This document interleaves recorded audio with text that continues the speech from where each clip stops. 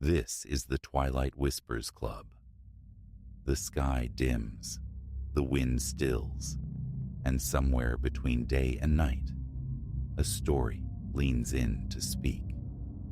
These whispers aren't loud, but they stay with you. You've been invited. Lean in close and listen.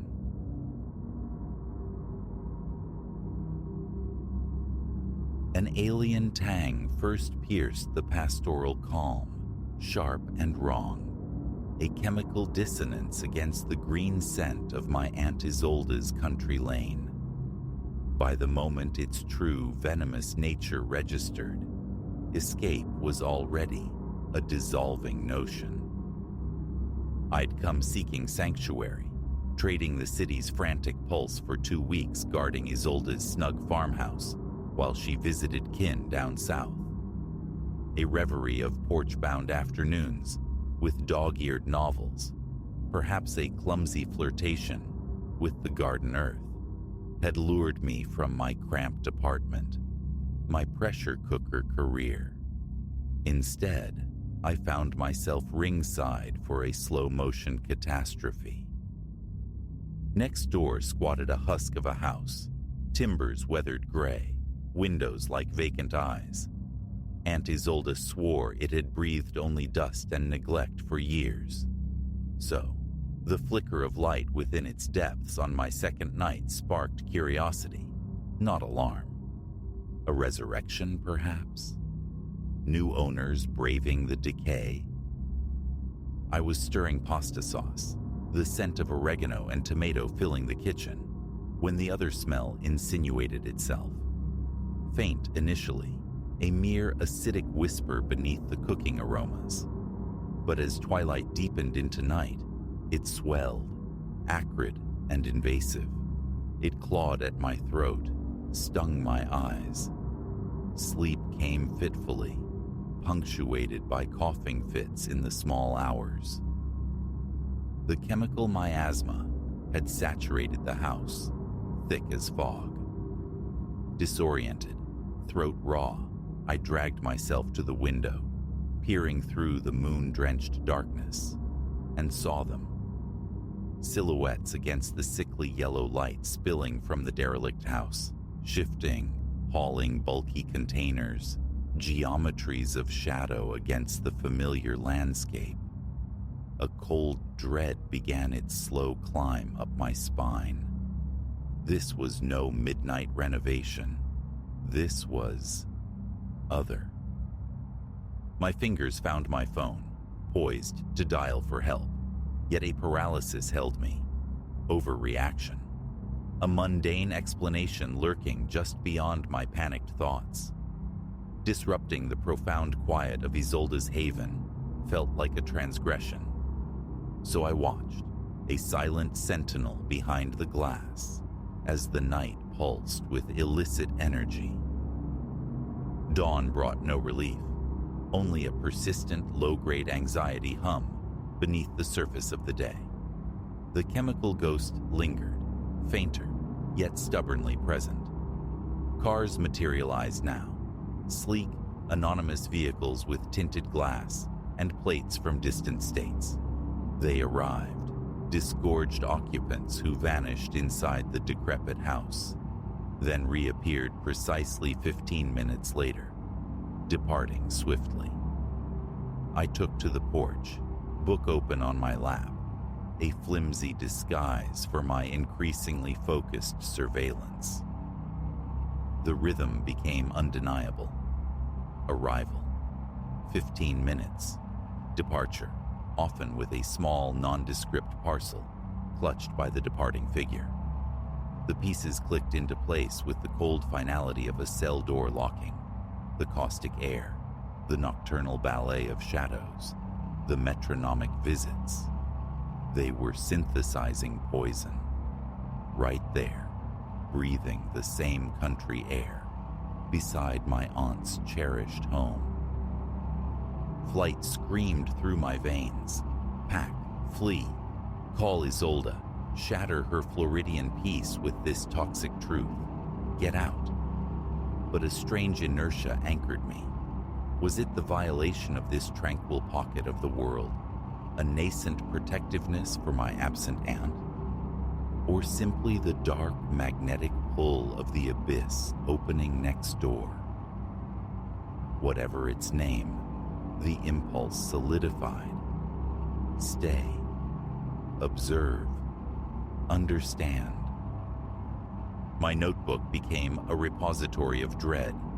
Arrival times logged, vehicle descriptions sketched, fleeting glimpses of faces noted.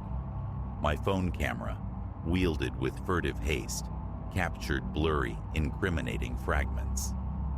3 days into this self-assigned espionage, the game changed. I was in the backyard, pegging laundry to the line, admittedly angling for a clearer vantage point, when a rough voice barked, "Oi, you!" My head snapped around. A man stood at the dilapidated fence dividing the properties, broad-shouldered, ink crawling up his forearms like dark vines, his gaze unnervingly direct. Looking for something? I called back, striving for a nonchalance my hammering pulse betrayed. He cleared the fence in a single, unnervingly fluid motion. Close up, the stale reek of cigarettes mingled with that persistent chemical harshness, clinging to his clothes. "You've been watching," he stated flatly. No question mark needed. My throat constricted. "I don't know what you mean," I managed, the lie flimsy on my tongue. "Just looking after my aunt's place." A smirk twisted his lips, devoid of humor. "Right. And you always sit out for hours pretending to read, staring holes into an empty house." My mouth opened, but sound refused to form. He advanced another step. I retreated instinctively. "Listen," he murmured, voice dropping to a gravelly menace. "Whatever you think you saw, whatever you think you know, you don't. We ain't here. You saw nothing. Got it?" Terror held me rigid. I nodded, a jerky, mute affirmation. "Good," he rasped, "because if I hear you been flapping your gums, to anyone, cops, neighbors, anyone."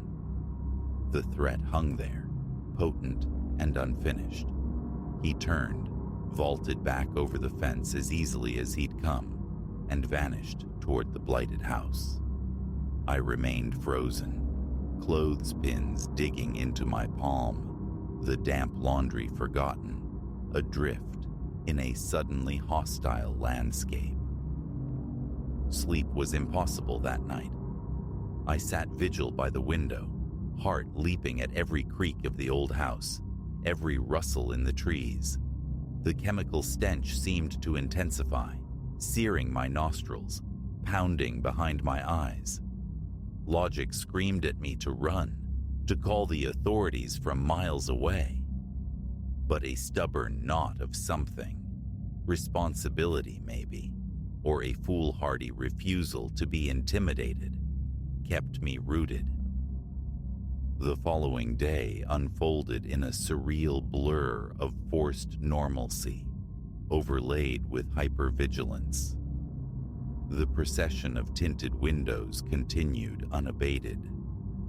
15 minutes in, package out. Routine obscenity. As dusk bled across the fields, resolve hardened within me. Passive observation wasn't enough. I needed proof, undeniable evidence to lay before the law, and I knew exactly where to find it. Deep past midnight, under a sliver of moon, I slipped from the sanctuary of Isolde's house. Crickets stitched the silence. A distant owl's cry amplified the quiet. My own heartbeat thundered against my ribs as I traversed the dew-slicked grass, towards the looming silhouette of the neighboring farmhouse. It radiated a palpable wrongness. Circling to the rear, I found the window I'd noted earlier, slightly ajar. A deep breath, a scramble, and I squeezed through the opening. The smell struck like a physical blow, thick and suffocating. Eyes streaming, throat burning, I yanked my shirt hem over my nose and mouth, a futile gesture. I'd landed in what was once a kitchen, now a nightmarish parody. Makeshift chemistry apparatus littered every surface. Flasks, stained hot plates, plastic tubs brimming with noxious substances. On a scarred table lay stacks of currency, beside plastic bags filled with glittering crystals. Methamphetamine. My hands trembled violently as I raised my phone, documenting the scene with frantic clicks. The lab setup, the obscene piles of drugs and money, the sheer squalor of the operation. Absorbed in my task, I nearly missed the crunch of tires on gravel outside. Panic flared, hot and suffocating. Scanning the cluttered room, desperate for cover, I spotted a narrow closet door, wrenched it open, and plunged inside, pulling it shut just as the back door creaked open. Through a thin crack, I watched two figures enter the chemical-choked kitchen. One was the tattooed man, my menacing interlocutor from the fence. The other, unfamiliar, older, impeccably dressed, radiating an aura of cold authority, utterly incongruous with the setting.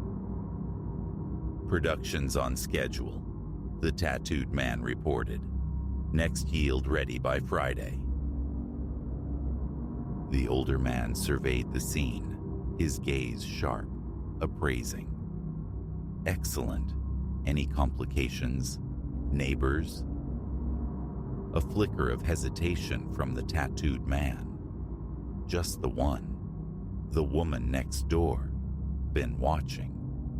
I put the fear in her, but the older man's face hardened into granite. "No buts, no loose ends. Deal with it." Ice water flooded my veins. Me. They were discussing my elimination. The tattooed man gave a curt nod. "Consider it done." Their conversation drifted to logistics, profits, distribution routes, but the words blurred into white noise. My mind raced, trapped in the suffocating darkness, scrambling for an exit strategy, a sliver of hope. An eternity later, they departed.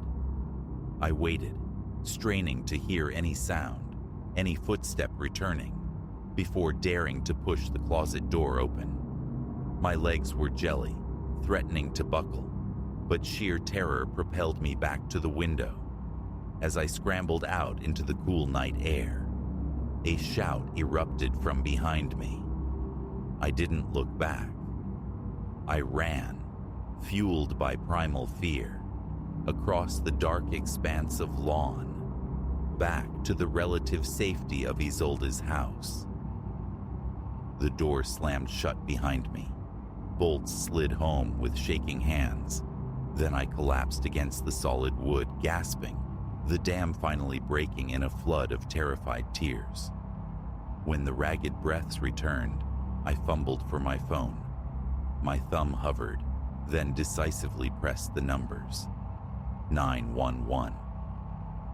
911, what is your emergency? A shuddering inhale. I need to report. Something big. Something happening right now. The ensuing hours were a maelstrom of flashing blue and red lights, the wail of sirens shattering the rural peace, the clipped commands of uniformed officers. From Isolde's window, I witnessed the quiet country night explode into controlled chaos. as tactical teams swarmed the derelict farmhouse next door. As dawn painted the sky in bruised pastels, a weary officer returned to take my statement once more. "You did good," he said, exhaustion etched around his eyes, but satisfaction gleaming beneath. "We've been circling this operation for months. Your photos, your testimony, that was the key." I could only nod, hollowed out by adrenaline and fear. "We'll need a formal statement down at the station later," he added. And frankly, I'd find somewhere else to lay low for a bit, just until we're sure we've rounded everyone up. He was right. Even with the orchestrator and his muscle in custody, networks like these had tendrils. I was a loose end, the kind that tended to get tidied away permanently. Packing my bags felt surreal. I'd craved placid boredom and stumbled into a vortex of genuine peril. One last glance around the cozy farmhouse, now irrevocably tainted. The ghost of that chemical smell seemed to cling to the very air, a pungent reminder of how swiftly illusions of safety can fracture. Driving away, leaving the flashing lights and yellow tape receding in my rearview mirror, a strange clarity emerged. Life rarely delivers on expectation. Sometimes it shoves you headfirst into the churning depths, demanding you learn to swim instantly.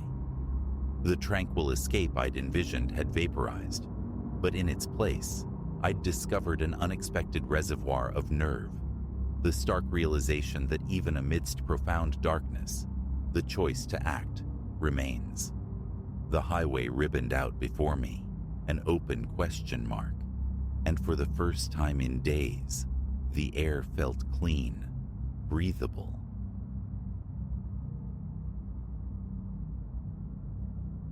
A violent start jolted me from sleep 3 nights past, my heart a frantic drum against my ribs. From the direction of my home office, an aberrant creak disturbed the midnight stillness.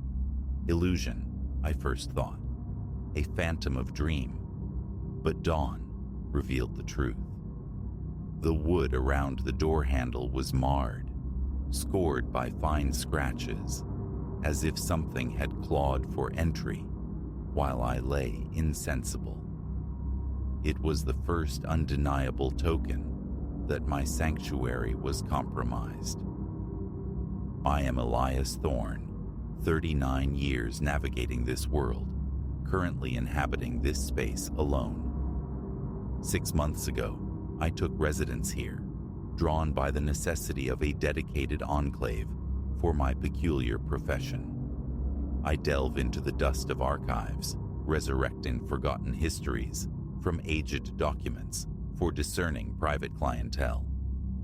The house itself presented no overt eccentricities upon initial viewing. The rent was reasonable, its configuration amenable to my solitary existence.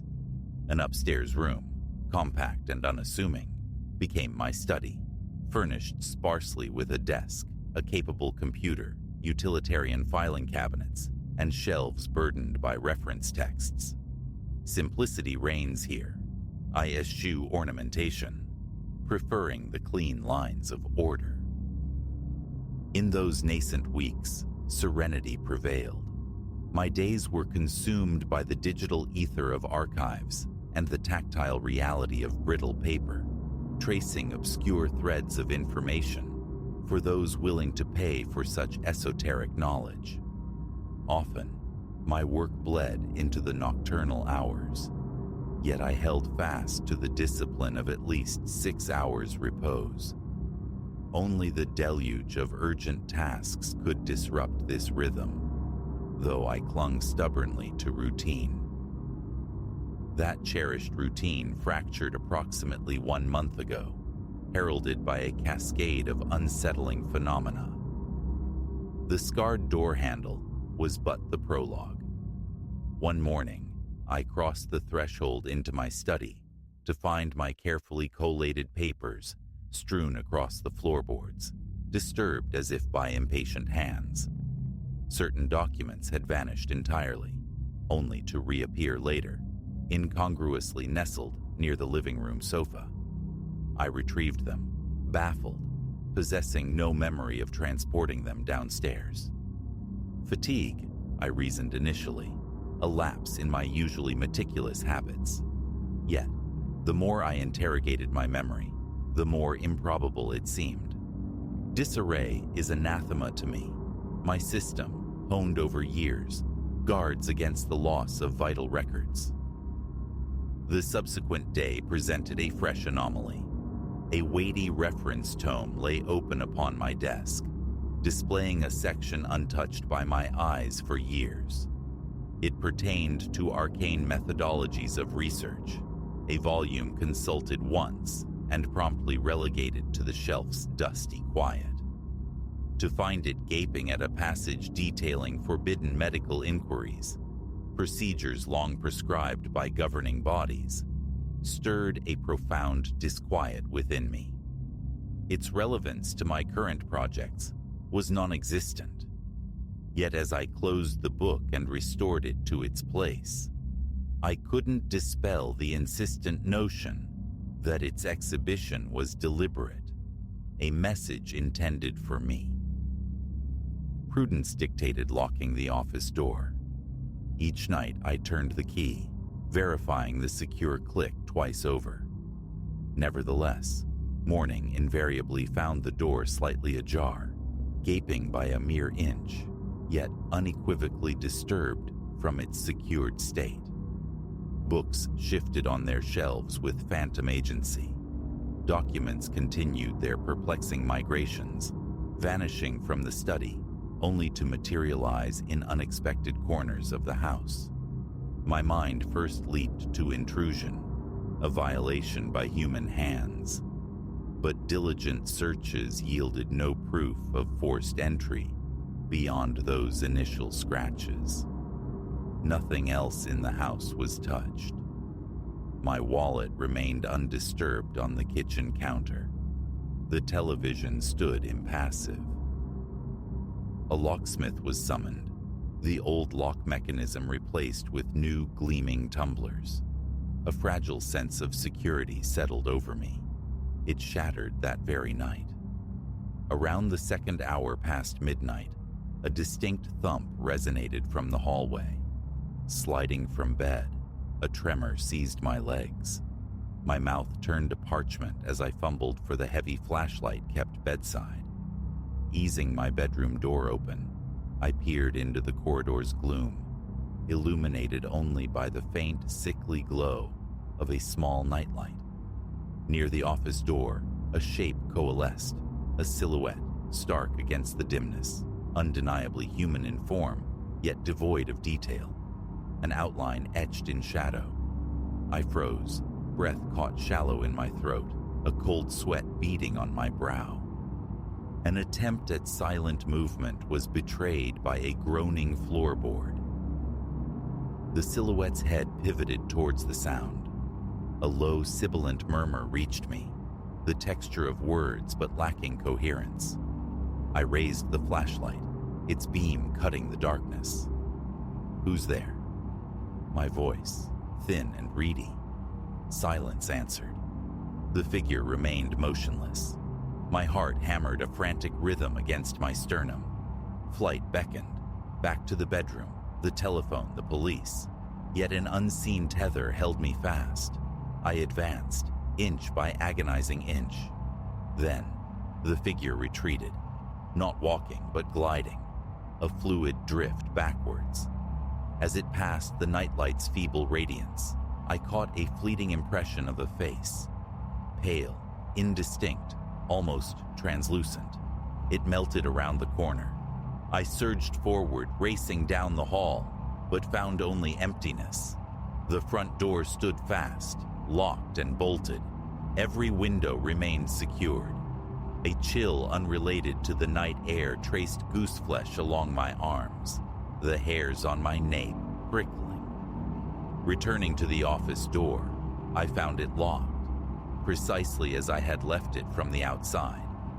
But new smudges marred the area around the handle, greasy and fingerprint-like.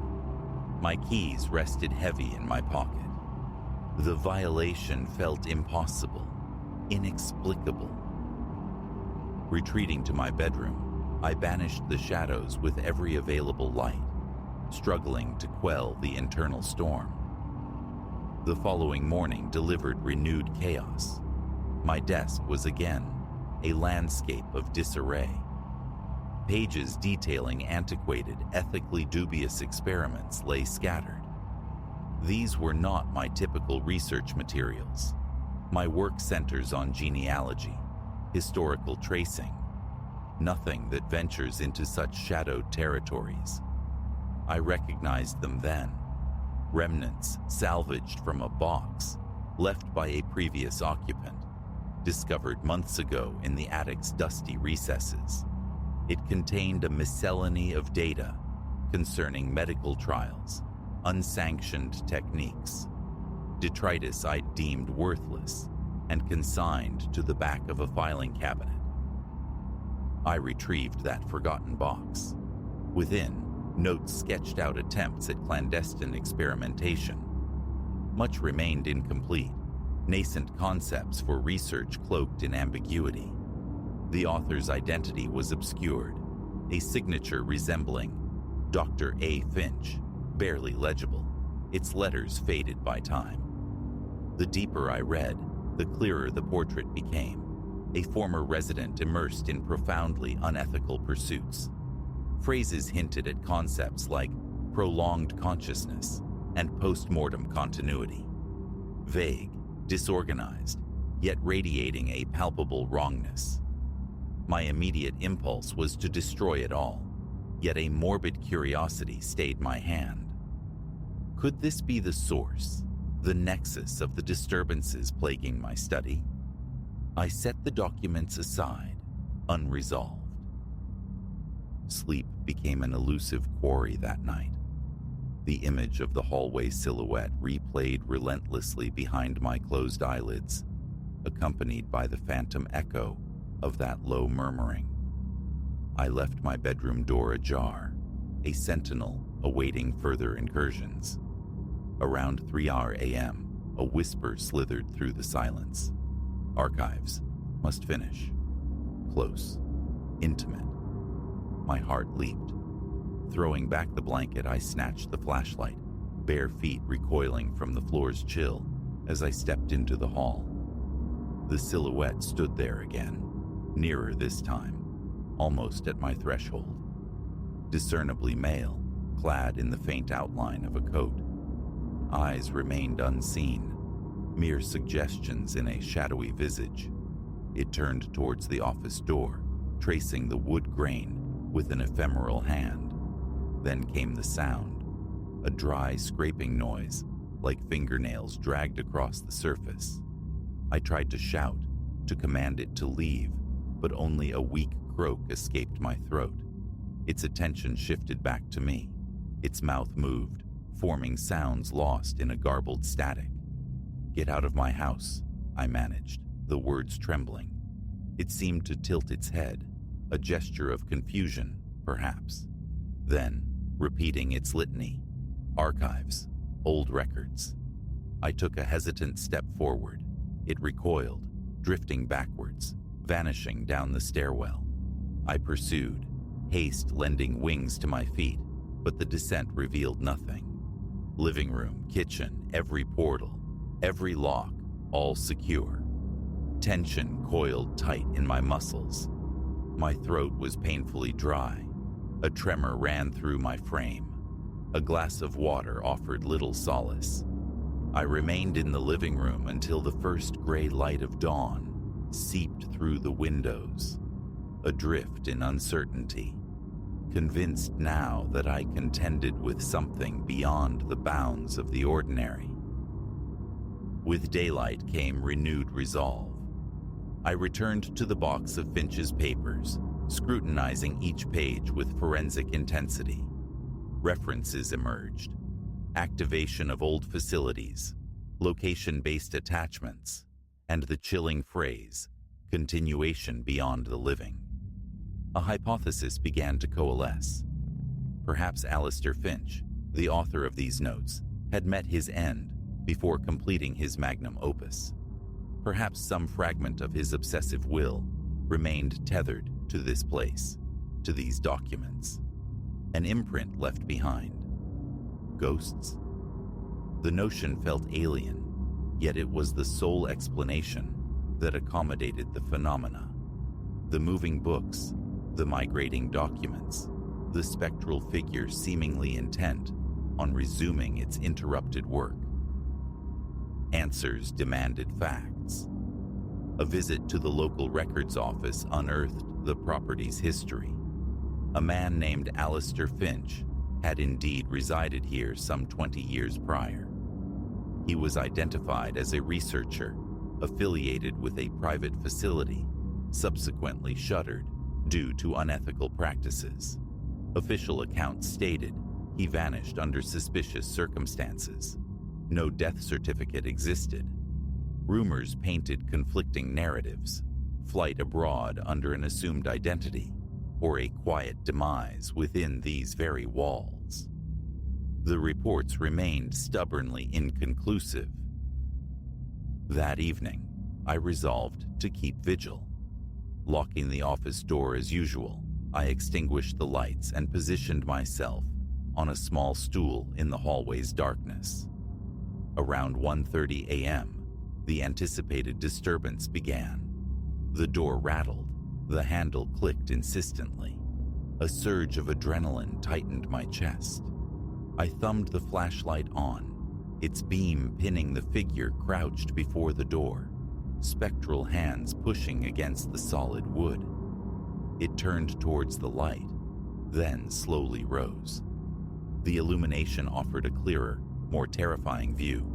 Hollowed cheeks carved into a long, pale face, eyes like dark pools, attire suggesting a bygone era. His lips moved, forming words I deciphered with a jolt of dread. "I need the files." The air grew colder, a palpable breeze whispering past me. I stood my ground. "Stop messing with my work," I commanded, my voice betraying a tremor. He remained still for a heartbeat, then raised a hand, reaching not for the handle, but through the door itself, his incorporeal limb merging with the solid oak. An audible click echoed, the sound of the lock disengaging from within. The door swung silently open. My breath hitched, trapped in my throat. Rising stiffly, I directed the flashlight's beam into the office. Chaos erupted. Papers leaped from shelves, swirling like autumn leaves, before settling onto the floor. The apparition stepped inside, its attention fixed on the scattered documents, phantom fingers seeming to sift through them. Suddenly, it spun towards me, emitting a cry, not loud in volume, but possessing a weight, a pressure that bore down on my eardrums. The words remained unintelligible, yet the fury was unmistakable. My flashlight flickered erratically. My legs refused to obey, locking me in place. A primal urge to rush in, to physically confront it, warred with paralyzing fear. Then, silence fell once more. The figure surveyed the strewn pages, pacing slowly, examining them. Short, clipped phrases punctuated the quiet. Final steps, incomplete, must finish. My heart pounded against my ribs. I forced myself to breathe, slowly, deliberately, masking my terror. "What do you want?" The question tore from my tight throat. It turned, its expression utterly blank, then surged past me, a cold rush of air, disappearing back into the hallway. The office door slammed shut behind it with concussive force. Footsteps, heavy and distinct, descended the stairs and faded into nothing. Following, I found only emptiness. The encounter solidified my conviction. The documents were the crux of the matter. The following day, I spread Alistair Finch's legacy across my desk, seeking the vital element that fueled this spectral obsession. More notes surfaced, detailing unauthorized experiments, typed and handwritten fragments chronicling a relentless drive to continue trials, regardless of cost, obscure instructions for utilizing specific, unnamed instruments. Mentions of subterranean laboratories appeared, devoid of addresses. A wave of anxiety washed over me. The longer I immersed myself in these files, the more potent the feeling grew. This was what the apparition craved. It was trapped, perpetually striving to conclude the work left undone. I gathered the papers, consolidating them into a single ominous pile. The urge to incinerate them was strong, yet caution prevailed, fear that destruction might provoke an even worse reaction. Instead, I stacked them meticulously within their box and secreted it away in the depths of my bedroom closet. A tentative peace descended. The subsequent nights were quieter. Occasional faint shuffles whispered from beyond the office door, but the silhouette did not reappear. The door remained securely locked come morning. My books maintained their positions. This fragile truce proved ephemeral. A week later, the voice returned, rousing me near 2 a.m. "Bring me the files." The phrase repeated, insistent, chillingly clear. Sitting bolt upright on the edge of the bed, tension knotting my shoulders, I knew what must be done. I retrieved the box from the closet's darkness. Descending the stairs, I carried the burden into the living room, placing it squarely on the coffee table. "Here," I announced to the empty room, my voice tight, hands slick with sweat. "Here are the files you want." An unnatural cold permeated the air. A distant door creaked down the hall. A subtle shimmer flickered at the edge of my vision, a disturbance in the stillness near the wall. Placing my hand flat upon the box lid, I repeated, "Take them." What happened next defied easy description. The papers within the box stirred, rustling violently, as if caught in a sudden, localized gale. They lifted and swirled, contained entirely within the cardboard confines, before slowly, deliberately settling back into place. The oppressive cold dissipated. The air felt suddenly lighter, normal. Turning, I saw it, the silhouette standing near the window. It raised a hand, a gesture that might have been acknowledgement, perhaps even farewell. Then, it simply dissolved, fading into the pre-dawn gloom. I stared at the empty space by the window for long moments, caught between profound relief and residual terror. My course was clear. I carried the box out to my car, locking it securely in the trunk. Those papers could not remain within these walls. My plan solidified. Transport them to a remote storage facility the following day, entombing them far from this house. Perhaps removing the object of its obsession would finally appease the restless presence, allowing whatever energy lingered here to dissipate or move on. That is the current state of affairs. Several days have passed since the offering. The silhouette has not returned. The office door bears no fresh wounds.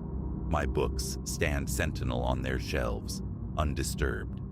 My documents remain precisely where I leave them. Yet, an undercurrent of unease persists. Relaxation remains elusive. At night, I find myself listening, glancing down the hallway, half expecting to see that shadowy form materialize from the dimness. Thus far, only silence answers. Perhaps Finch is satisfied. Perhaps the files, sequestered elsewhere, have broken the tie. Or perhaps his search continues, merely redirected. The answers remain beyond my grasp. All I know with certainty is that the suffocating tension in my chest has eased, allowing me to work, to breathe, without constant interruption. The memory, however, lingers. The spectral figure, the chilling whispers of archives and unfinished work. I intend to vacate these premises upon the expiration of my lease. Even with the cessation of activity, the thought of long-term residency here is untenable. Sharing space with the psychic residue of those forbidden experiments is a burden I no longer wish to bear. Whether Alistair Finch truly died within these walls or simply vanished into the wider world remains a mystery. I know only that his presence, his obsession, haunted my home and my mind for weeks. Perhaps I will never encounter him again. For now, the quiet nights, the absence of that spectral scratching at my door, are solace enough. That is all I desire, the simple, unambiguous feeling of being alone in my own house once more.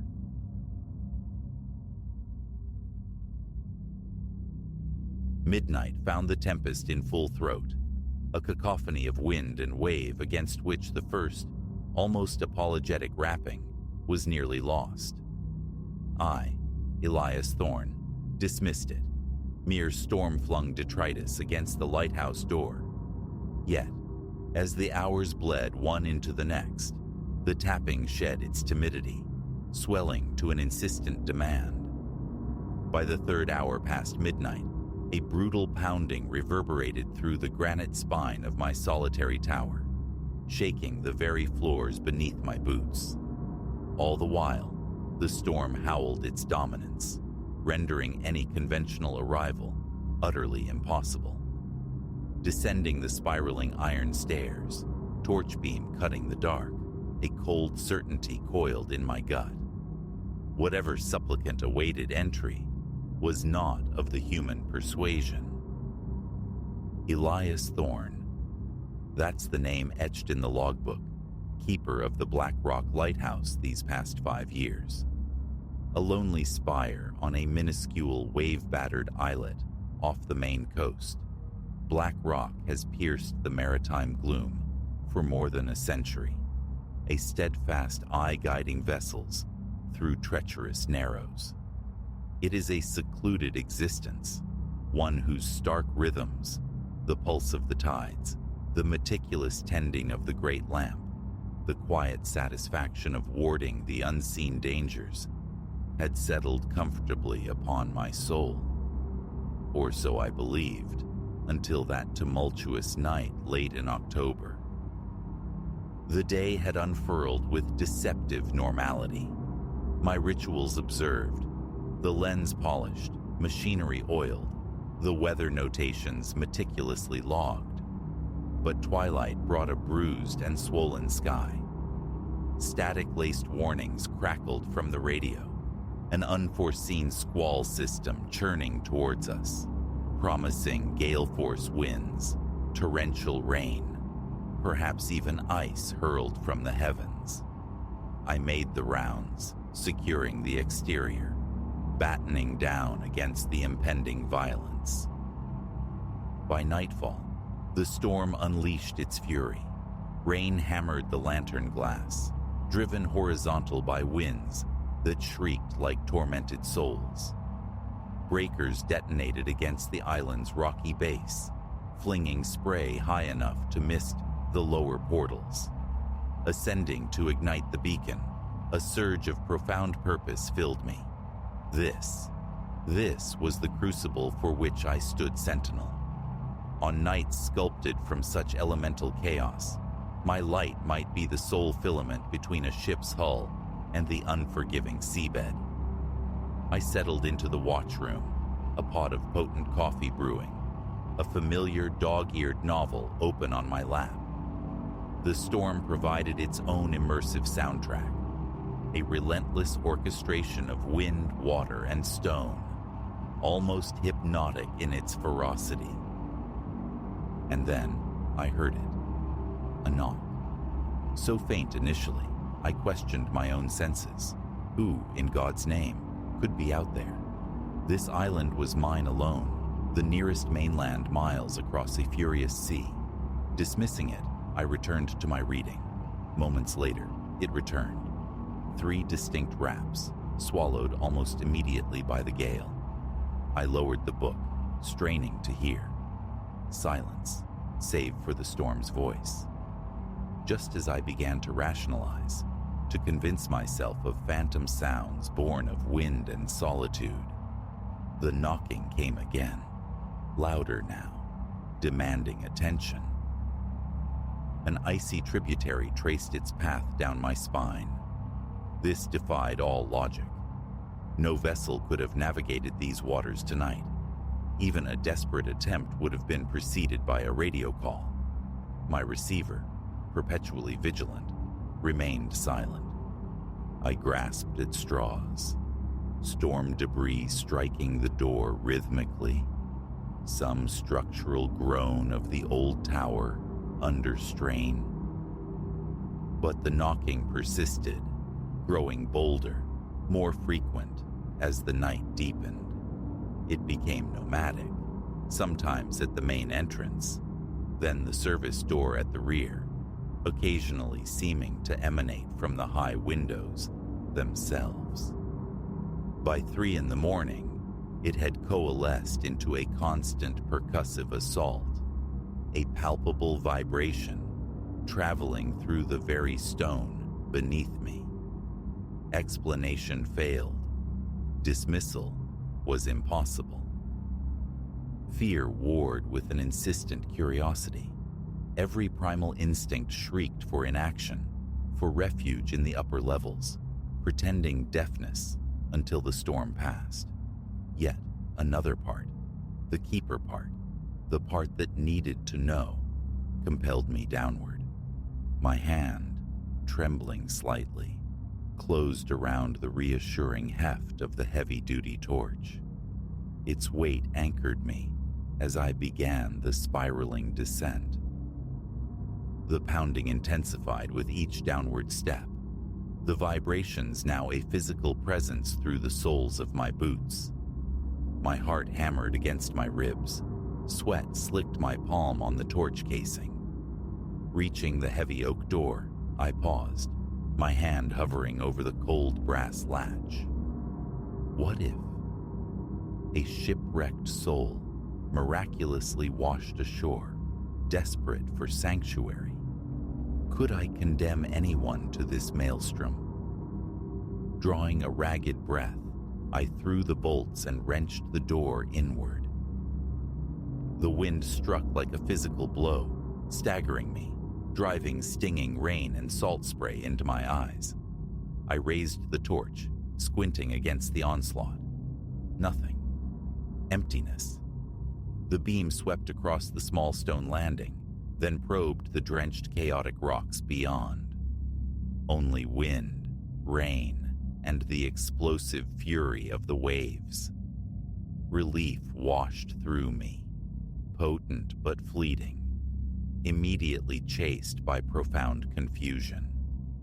If no one was there, what had made that sound? Then I saw it, poised at the ragged edge of the torchlight, down near the tumultuous shoreline, a figure, utterly still amidst the elemental chaos.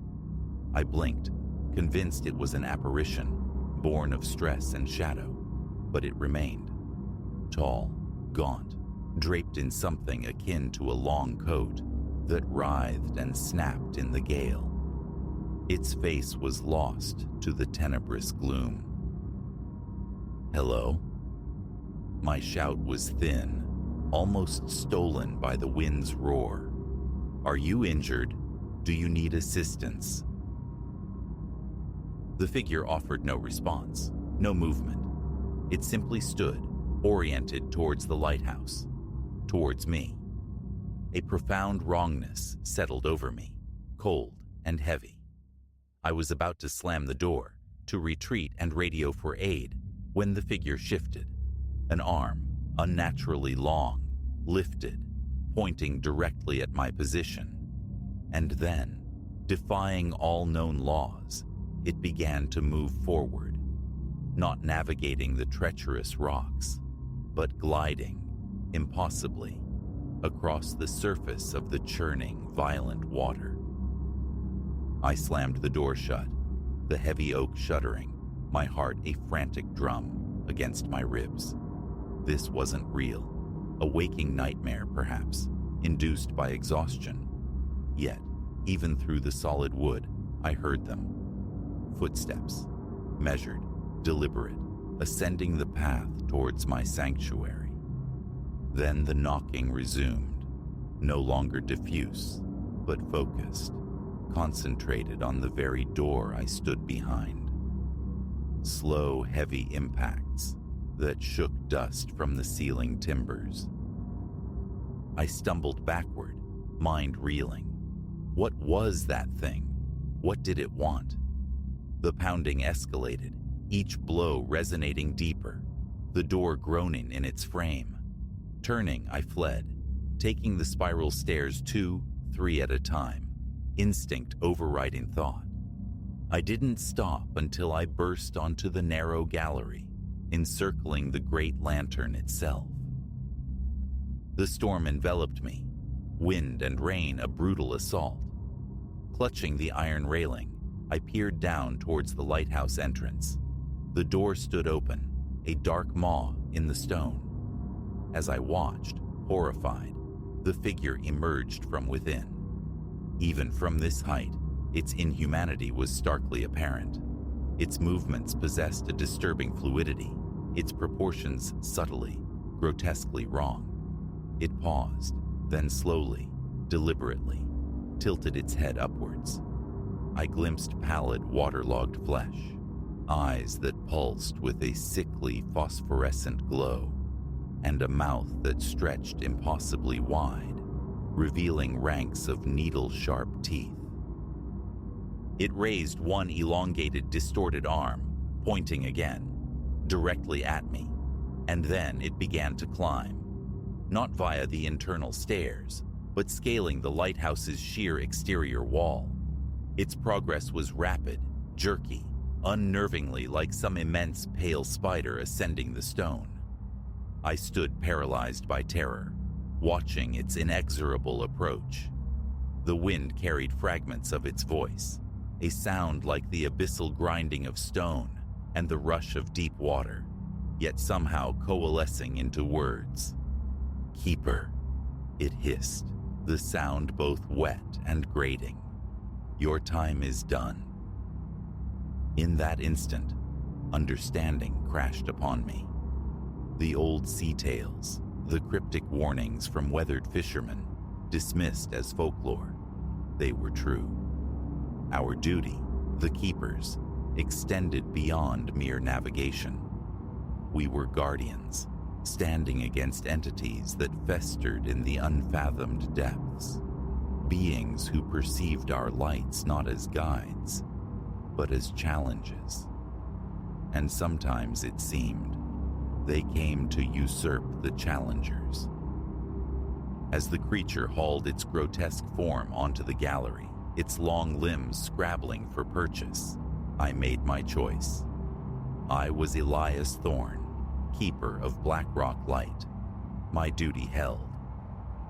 Turning to the great lamp, its beam still slicing valiantly through the tempest, I offered a silent apology to any vessel that might depend on it. Then, I extinguished the light.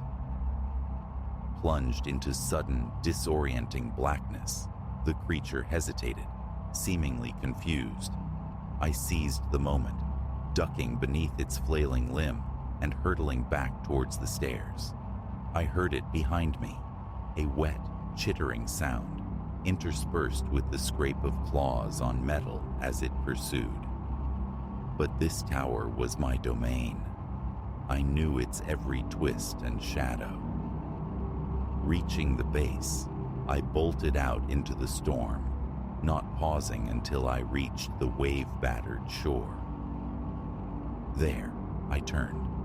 The entity followed, emerging from the lighthouse, looming over me, its form seeming to ripple and shift in the storm-lashed darkness. Away from the lighthouse, away from the extinguished beacon, it seemed diminished, less certain. "You are the keeper," it rasped, the voice tinged with confusion, perhaps even a flicker of fear. I stood my ground, drenched and shivering but resolute. "I am," I answered, my voice steadier than I felt. "And this is my light, my watch. You hold no claim here." For a charged moment, we confronted each other, human and horror, locked in a tableau amidst the raging elements.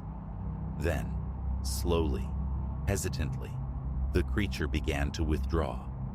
It moved backward, step by deliberate step, until it reached the water's violent edge. With a final lingering look, those phosphorescent eyes burning into mine, it dissolved beneath the churning waves. The instant it vanished, I scrambled back to the lighthouse. Hands shaking violently, I climbed and relit the beacon, its powerful beam once again cleaving the darkness. The remainder of the night I spent in the lantern room, eyes fixed on the tumultuous sea, watching for any sign of its return. But there was only the gradually abating storm, and eventually, the pale, uncertain watercolor of dawn. Now, as I sit inscribing this account into the official log, a part of me still struggles to accept the night's events. A fever dream? A hallucination born of isolation and stress? Yet, a deeper certainty resides in my bones. It was real. There are ancient things dwelling in the ocean's crushing depths that resent our steady lights. And as long as towers like Black Rock stand, there must be keepers to tend them. Keepers ready to face challenges beyond storm and shoal. The storm has broken. A new day demands its familiar routines, clearing debris, assessing damage, recording the night's terrors in carefully veiled language for the overseeing authorities. But as I move through these tasks, one eye will remain fixed upon the sea. For I understand now. My duty encompasses more than maintaining a lamp. I am the keeper of Black Rock Lighthouse, and I will be ready, should the knocking ever come again.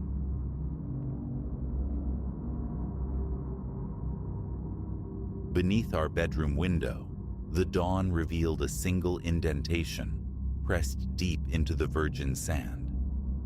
By full light, an unbroken chain of these impressions girdled the cottage, stark against the otherwise smooth expanse. And in that chilling geometry, the promise of our secluded idyll shattered, replaced by the stark calculus of survival. For months, Ilara and I had yearned for this reprieve, this flight from the relentless pulse of city life and careers that gnawed at the soul. A week adrift, cocooned in a remote beach house, no digital tethers, no insistent demands, only the ceaseless dialogue of the waves had beckoned like a mirage. We'd arrived as Friday bled into evening, the sun a molten smear dissolving into the sea, igniting the clouds with flares of apricot and rose. The cottage itself was a dream, rendered in salt-bleached timber and sea cyan shutters, its veranda embracing the dunes, gazing out upon an endless ocean.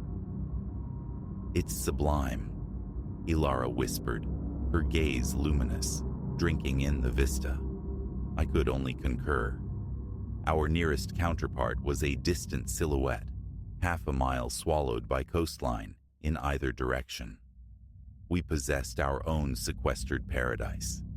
That first night unfolded in a gentle rhythm of settling in, tracing the cottage's contours and wandering the shore beneath a blossoming canopy of stars.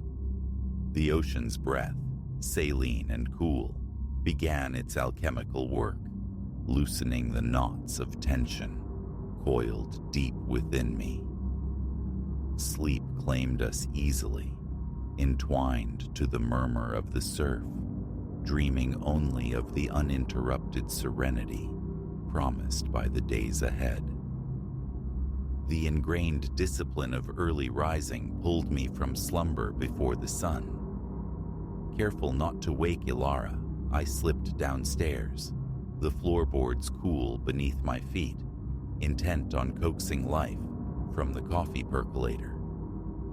While awaiting its gurgling alchemy, the pre-dawn luminescence painting silver on the wave crests drew me windowward. There it lay, one solitary footprint etched into the sand directly below our sleeping chamber. Instinct suggested our own nocturnal wanderings.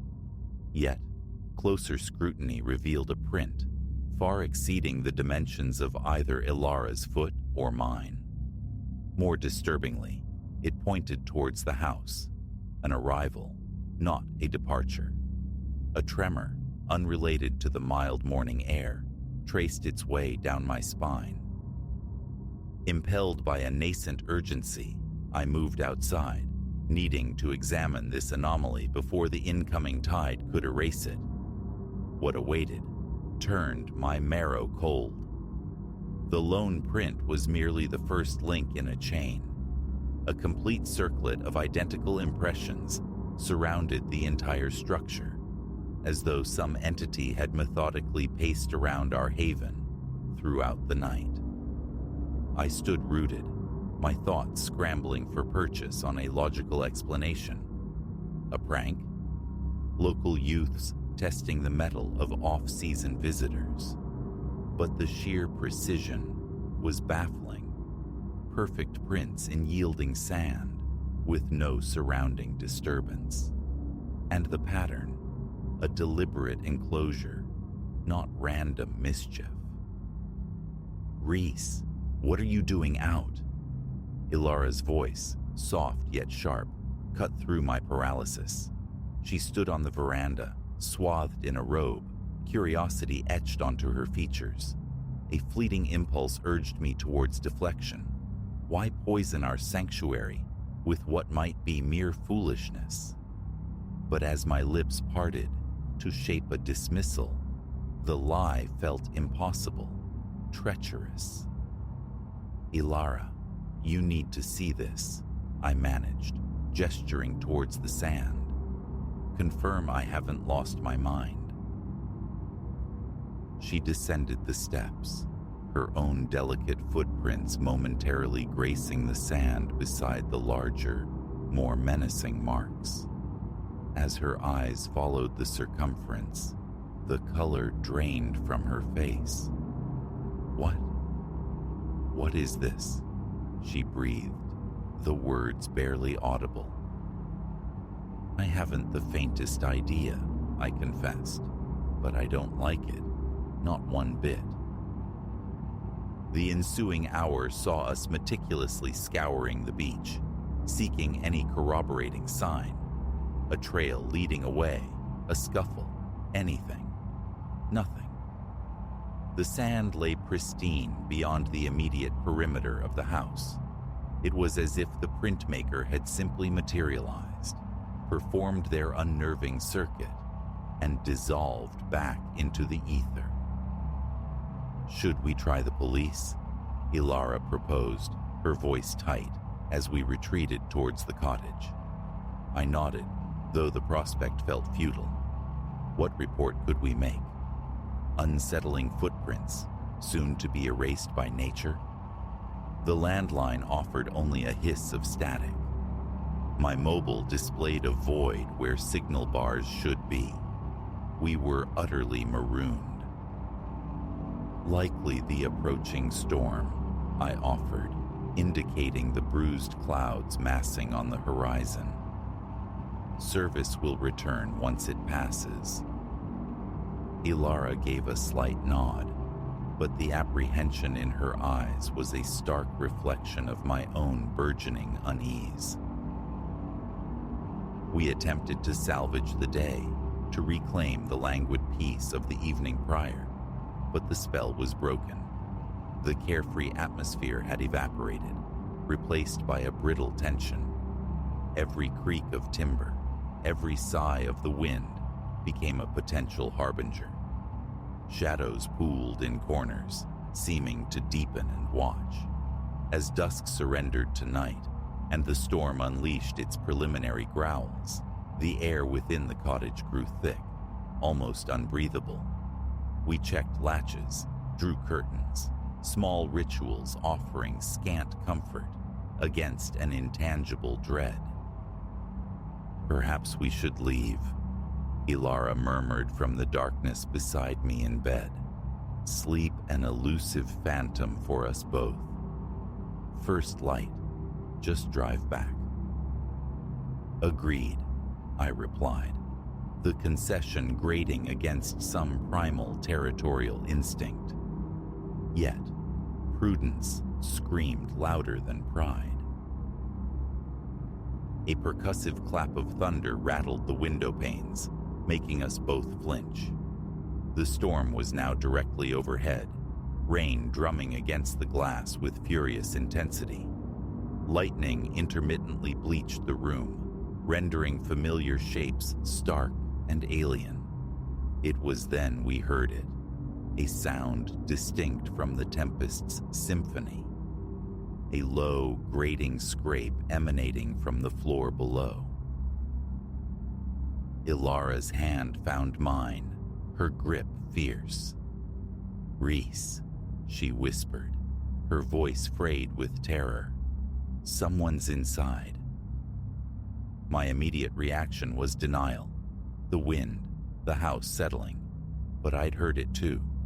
And now, straining our senses in the charged silence between thunderclaps, another sound emerged. Footfalls, heavy, measured, traversing the ground floor.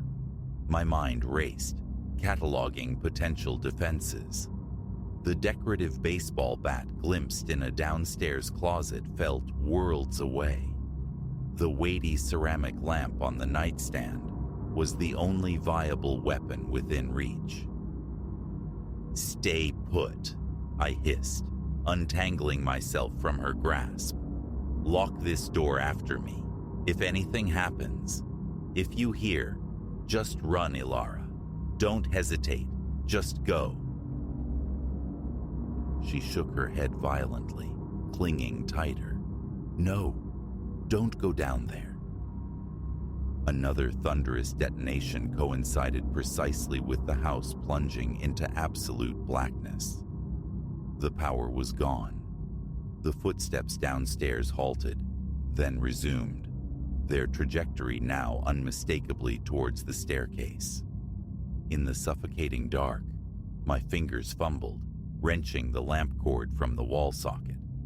Ilara's breathing was rapid, shallow beside me, a palpable aura of fear radiating in the void. The stairs groaned, one tread at a time, slow, methodical, deliberate. Whatever ascended was making no effort at stealth. I rose, planting myself between the bed and the doorframe. Sweat slicked my palms on the lamp's smooth base, but my grip was iron.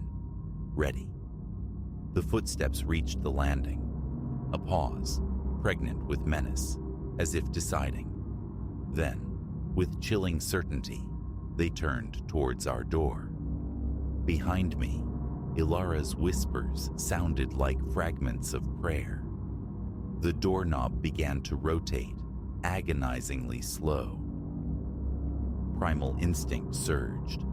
As the door edged inward, I lunged, swinging the lamp with every ounce of strength I possessed. A sickening impact, a choked cry of pain. A heavy form slumped to the floor. Without conscious thought, I seized Ilara's hand, pulling her forward, vaulting over the unseen obstacle in the doorway. We fled blindly down the stairs, guided only by the strobing lightning that momentarily illuminated the path. Behind us, a scrambling sound, then a low guttural snarl that clawed at the edges of human articulation. We burst through the front door into the maelstrom. Rain struck like needles. The wind threatened to tear us from our feet, but momentum carried us forward. We ran onto the beach, the sodden sand dragging at our ankles, each stride an exhausting battle. Time lost meaning. Minutes blurred into an eternity of panicked flight. The storm raged, a chaotic symphony accompanying our terror. I dared not look back, dared not confirm if pursuit continued. Then, faint but steady through the squall, lights. Another dwelling, further down the coast. We stumbled towards this beacon, fueled by the last dregs of adrenaline. The occupants, an elderly couple startled by the appearance of two drenched, terrified figures, hammering on their door mid-tempest, ushered us inside without question, providing blankets and the solace of a working telephone. When the storm finally abated and the police were able to investigate our rented cottage, they found nothing. No intruder, no footprints encircling the house, the tide having smoothed the sand clean, no signs of forced entry. Even the lamp rested innocuously on the bedside table, despite the vivid certainty of my having wielded it as a weapon. The official conclusion spoke of overwrought nerves, the disorienting effects of the storm. But Ilara and I carry the truth etched into our memory. We know the sounds we heard, the presence we felt, the thing we fled. We never returned to that stretch of coast, nor sought solace in seclusion again.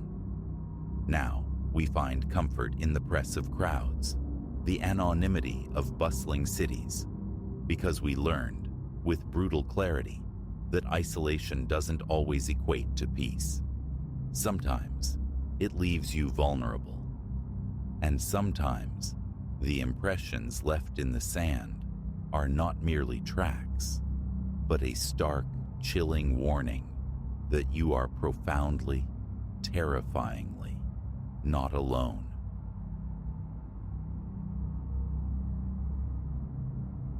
Angelo's sign, a wounded crimson beacon, pulsed erratically through the downpour, painting the vacant lot in strokes of uneasy light. Rain lashed the asphalt, blurring the promise of pizza, the neon script stuttering like a failing heartbeat. A glance at the dashboard clock. 11:47 p.m. One final run, then surrender to the night. For half a year, these streets had been my domain, navigated for Angelo, chasing tuition payments one delivery at a time. Humble work, rarely dramatic, until tonight. Warmth radiated from the cardboard box on the passenger seat, a fragile shield against the encroaching chill. The destination, an address bleeding off the map's edge, a fringe territory whispered about, rarely visited. Pulling away from the flickering sanctuary of Angelo's, a disquiet coiled in my gut, cold and unwelcome. The heavens opened further, transforming rain into a solid curtain. The wipers waged a losing battle against the deluge. Streets narrowed, houses dissolved into sparse sentinels, guarding deepening darkness. Soon, only dense, dripping forest flanked the winding tarmac. My GPS murmured a command. turn onto gravel, a barely visible scar tissue path, overgrown, waiting. Branches, like skeletal fingers, scraped the car's flanks as I crept forward. Emerging from the arboreal tunnel after an age, a ramshackle structure materialized. It squatted in the gloom, windows like vacant eyes, save one, a single jaundiced pane, weeping light from the second floor. I cut the engine, grabbed the pizza, its heat already leaching into the damp air. The porch steps groaned a mournful protest under my weight. My hand lifted to knock, hesitated, but the door preempted me, swinging inward with a sigh. He filled the threshold, a monolith of grime and menace, forcing an involuntary retreat. Easily 6 feet, maybe more, crowned with a wild tangle of beard.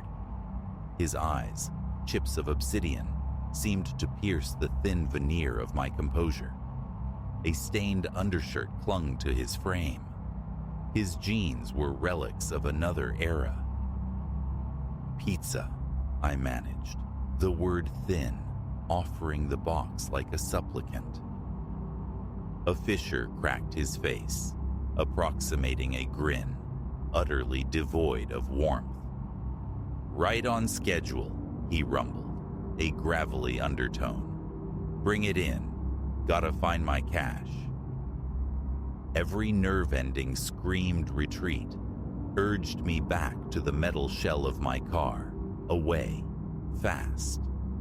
But the specter of termination, the newness of the job, held me captive. Against the frantic pulse in my ears, I crossed the threshold. Inside, darkness clung to cluttered surfaces. The air hung thick, a tapestry woven from stale tobacco and something else, a faint coppery tang that soured the back of my throat. He led me down a constricted hallway into what passed for a living room. Set her down there. He indicated a coffee table drowning in empty beer cans and overflowing ashtrays. Be right back with the dough. He vanished up a complaining staircase, leaving me adrift in the dim, oppressive space. My heart hammered against my ribs, a frantic drumbeat surely audible upstairs. My eyes darted, seeking escape routes. Then I saw it.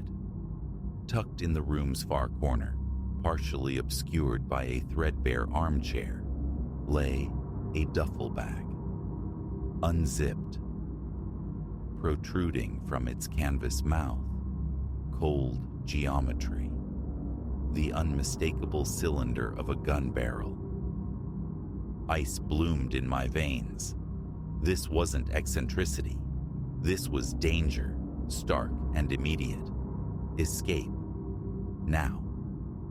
I pivoted, but his heavy tread descending the stairs froze me mid-motion. Panic clamped down. Act normal. Don't let him see the fear, the knowledge. He reappeared, clutching a crumpled wad of bills. Here you go, kid, he rasped, extending the money. Keep the change. My hand trembled as I took the cash. Dark constellations stained his knuckles, marks disturbingly akin to dried blood. Thanks, I croaked. Good night. Turning, I fought to keep my stride measured, resisting the primal urge to sprint. The front door loomed, an agonizingly near yet distant sanctuary. Almost there. Then, a sound from above, a muffled thump, followed by a faint, choked gasp. His hand, a vice, clamped onto my shoulder. Hear something, son? His voice, a silken rasp laced with menace. I shook my head, words failing me. My gaze flickered to the door, so close. Good, he breathed. the word heavy with unspoken threat. Yeah, 'cause there ain't nothing to hear. Best get going. Late. Roads ain't safe. He propelled me towards the exit, practically shoving me into the rain-soaked night before the door slammed shut like a judgment. I stumbled down the steps, legs liquefying beneath me. Reaching the car, my keys rattled against the ignition, a frantic Morse code of terror. Reversing down the gravel track, the headlights swept the house one final, involuntary time. Framed in that upper window, a fleeting tableau, a woman's face, stark white against the gloom, mouth stretched in a silent, desperate O. I stomped the accelerator. Gravel spat defiance as I fishtailed onto the main road. My mind reeled, a chaotic montage. The weapon, the stained knuckles, that spectral face. The pieces clicked into a horrifying mosaic. Police. Now. Yet, reaching for my phone, doubt whispered poison. What if I'd misinterpreted? An overactive imagination fueled by the storm and the strangeness. My job, my record. Pulling onto the shoulder, the steering wheel groaned under my white-knuckled grip. Drive back to Angelo's, bury the memory, or gamble on the horrifying truth, potentially save a life. The choice wasn't a choice, it was an imperative.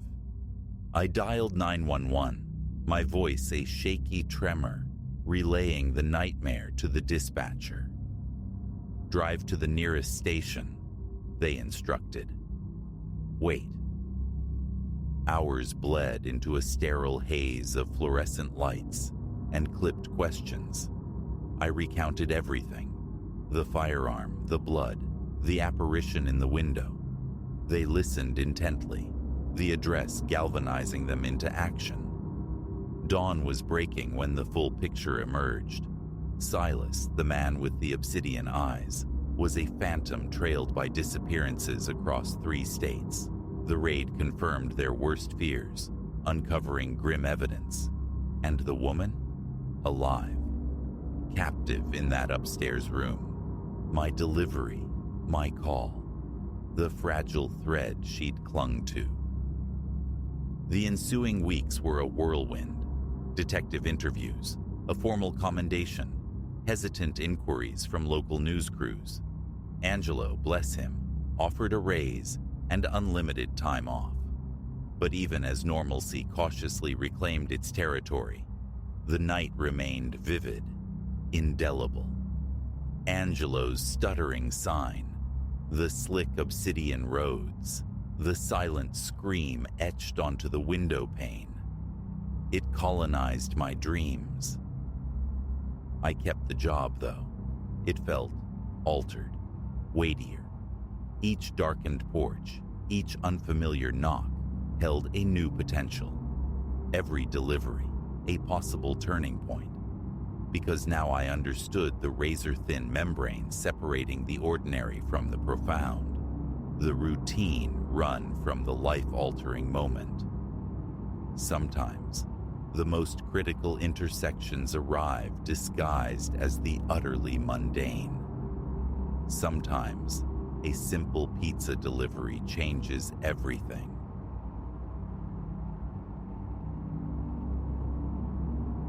The Friday grind had worn Silas down to the nub. Escape beckoned from his Denver apartment, a sanctuary miles ahead. Midnight loomed, or perhaps had just passed, swallowing the freeway whole. Only the drone of his engine pushed back against the oppressive, inky weight of the hour. Neon viscera from skeletal gas stations bled onto the asphalt, stretching shadows into grotesque caricatures. 12:15 a.m. glowed green on the dash. A profound emptiness reigned where city clamor usually lived. Only a far-off canine lament and the dry rustle of unseen leaves disturbed the vacuum. Thoughts drifted toward weekend solace. Friends, sleep. The simple cessation of motion, Fatigue pressed down, a physical weight upon his eyelids. Highway 70 emerged, a desolate ribbon flung across the nocturnal plains. Headlights carved a fleeting tunnel through the dark, illuminating vacant lanes, the occasional fleeting counterpart vanishing too swiftly to register. The landscape offered no reprieve. Skeletal trees clawed at the sky above flat, featureless earth bisected by endless pavement. 15 miles evaporated into the rearview mirror before he saw it, a lone silhouette stark against the roadside gloom. A stranded motorist? Someone needing aid? The shape was draped in a coat that looked ancient, defeated, clutching an object, perhaps a torch, dimmed. Silas eased off the accelerator, a nervous flutter starting beneath his ribs. Solitude at this hour, on this road, felt inherently wrong. He guided the car onto the shoulder, the engine settling into a soft, expectant purr. Behind him, darkness reclaimed the road, save for the twin beams slicing forward and the distant, indifferent glimmer of a street lamp. Window down. "Need a lift," he called out, the words sounding small in the vast quiet. The figure remained motionless for a beat, then began a slow, unhurried drift toward the vehicle. Partial shadow obscured the face, but the posture, the deliberate lack of urgency, prickled his intuition. Closer now, he saw hands trembling almost imperceptibly, eyes darting with a hunted quickness. Yes, a ride would be good. The voice rasped, a thin susurrus tinged with an accent like frost on some distant, unfamiliar border. Silas hesitated, the lateness, the strangeness, yet the vulnerability, the sheer isolation of the scene, tipped the scales. Better company than the gnawing solitude? "Hop in," he managed, thumbing the lock. The passenger slid into the back seat with surprising speed, a fleeting impression of worn fabric and cold air. A curt nod was the only acknowledgement as Silas shifted into drive. In the mirror, their eyes were fixed forward, gazing through him, through the windshield, into the unending night. Silence stretched taut between them, punctuated only by the engine's thrum and the crunch of gravel scattering under the tires on unseen rises. Silas attempted conversation, destination, direction, but received only monosyllabic murmurs or silence. 10 minutes crawled by. He tried again. "So, where are you actually headed?" Finally, a whisper, barely audible. "Home. I took a wrong turn back there." A nod of understanding. Getting lost happened. "Where'd you come from?" A vague gesture toward the left, into impenetrable darkness. "Near Elm Street, but I'm turned around now." Silas consulted his phone's map, the screen casting a pale light. Elm Street. That was miles back, close to the derelict Old Vance Mill. "There's a service station coming up in a few miles. We can stop if you need directions." Another nod, but the tension in the passenger's frame remained palpable. He drove on, the miles spooling out interminably. The darkness outside seemed to thicken, congealing around the car. Then, something aberrant flickered in the rearview mirror, a fleeting umbra pacing the car. Head whipped around. Nothing. Just empty tarmac reflecting the taillights. His heart gave a startled leap. Another glance back, searching the periphery. Empty. Imagination, surely, fueled by weariness and the desolate road.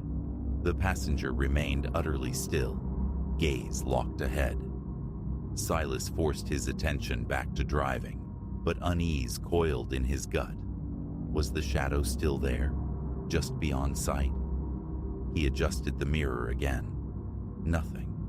Yet, The sensation of being watched intensified, cold and persistent. A curve loomed, headlights shearing through the blackness, but revealing little beyond the immediate verge. Rounding the bend, the skeletal frame of a farmhouse materialized beside the road. The old Vance place. Abandoned for decades, its windows were boarded voids, the porch listing drunkenly.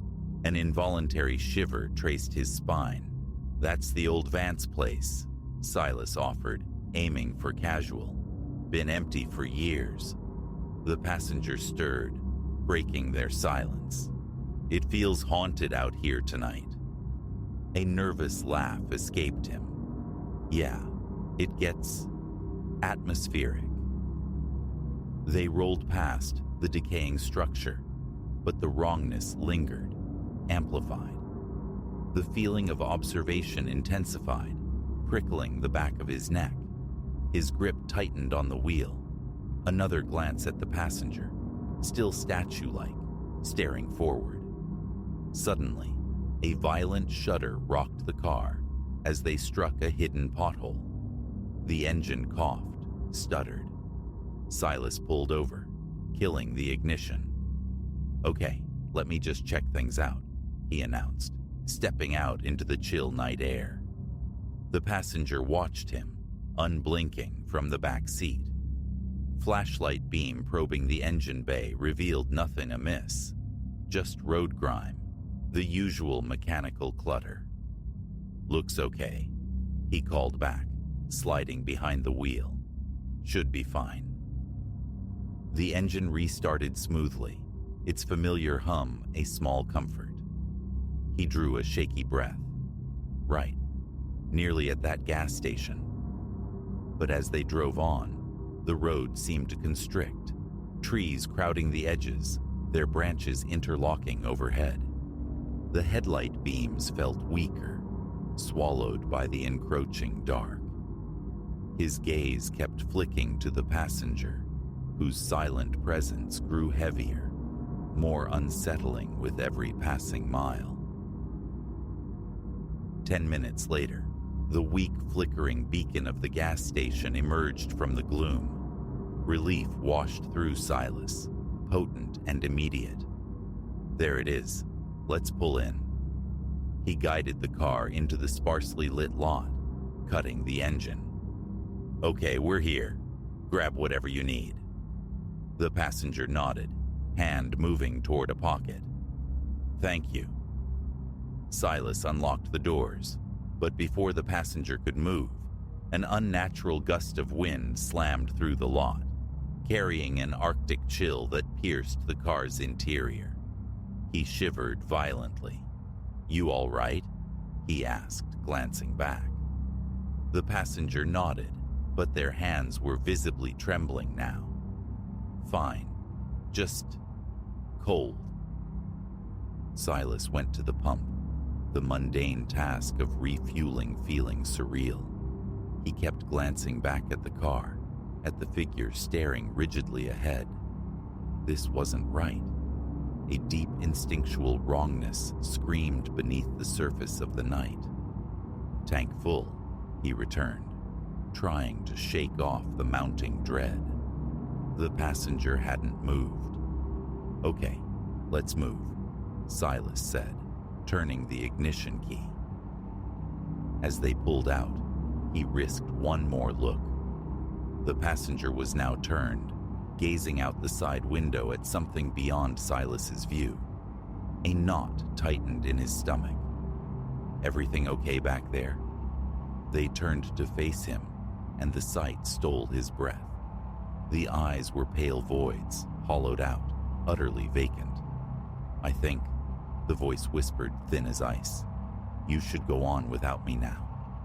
Silas frowned, bewildered. "What? But you need to get home." A slow shake of the head, the expression distant, otherworldly. "No. You need to leave, right now." Before Silas could form a reply, a piercing electronic screech ripped through the air from the direction of the gas station.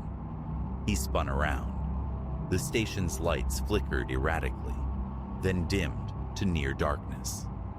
The silence that fell was absolute, profound, broken only by the wind keening through unseen trees. What the hell is happening? Panic clawed at his throat. No answer. Instead, the passenger began to dissolve. Their form frayed at the edges, becoming translucent, ethereal, like smoke caught in a draft. Silas's eyes widened in horrified disbelief. Wait, what are you? He lunged instinctively, hand passing clean through the space where the figure had sat moments before. No, don't. The apparition dissipated completely, leaving only the cold upholstery and the lingering scent of ozone. He sat frozen, heart hammering against his ribs, mind struggling to grasp the impossible. A hallucination? Stress? Fatigue? Okay, Silas, pull it together, he muttered, the sound loud in the sudden emptiness. Just tired. Need to get home. He jammed the car into gear, accelerating away from the now darkened gas station, its memory fading behind him. The road ahead felt altered, the very air charged with a residual strangeness. It was colder now, the silence immense and watchful. 5 miles further down the highway, another faint figure stood by the roadside, his heart seized. Not again. Grip strangling the steering wheel, he slowed, half expecting, half dreading the approach. But this figure remained still, simply watching. He pulled over again, engine idling, and cautiously lowered the window. Hey, you need another ride?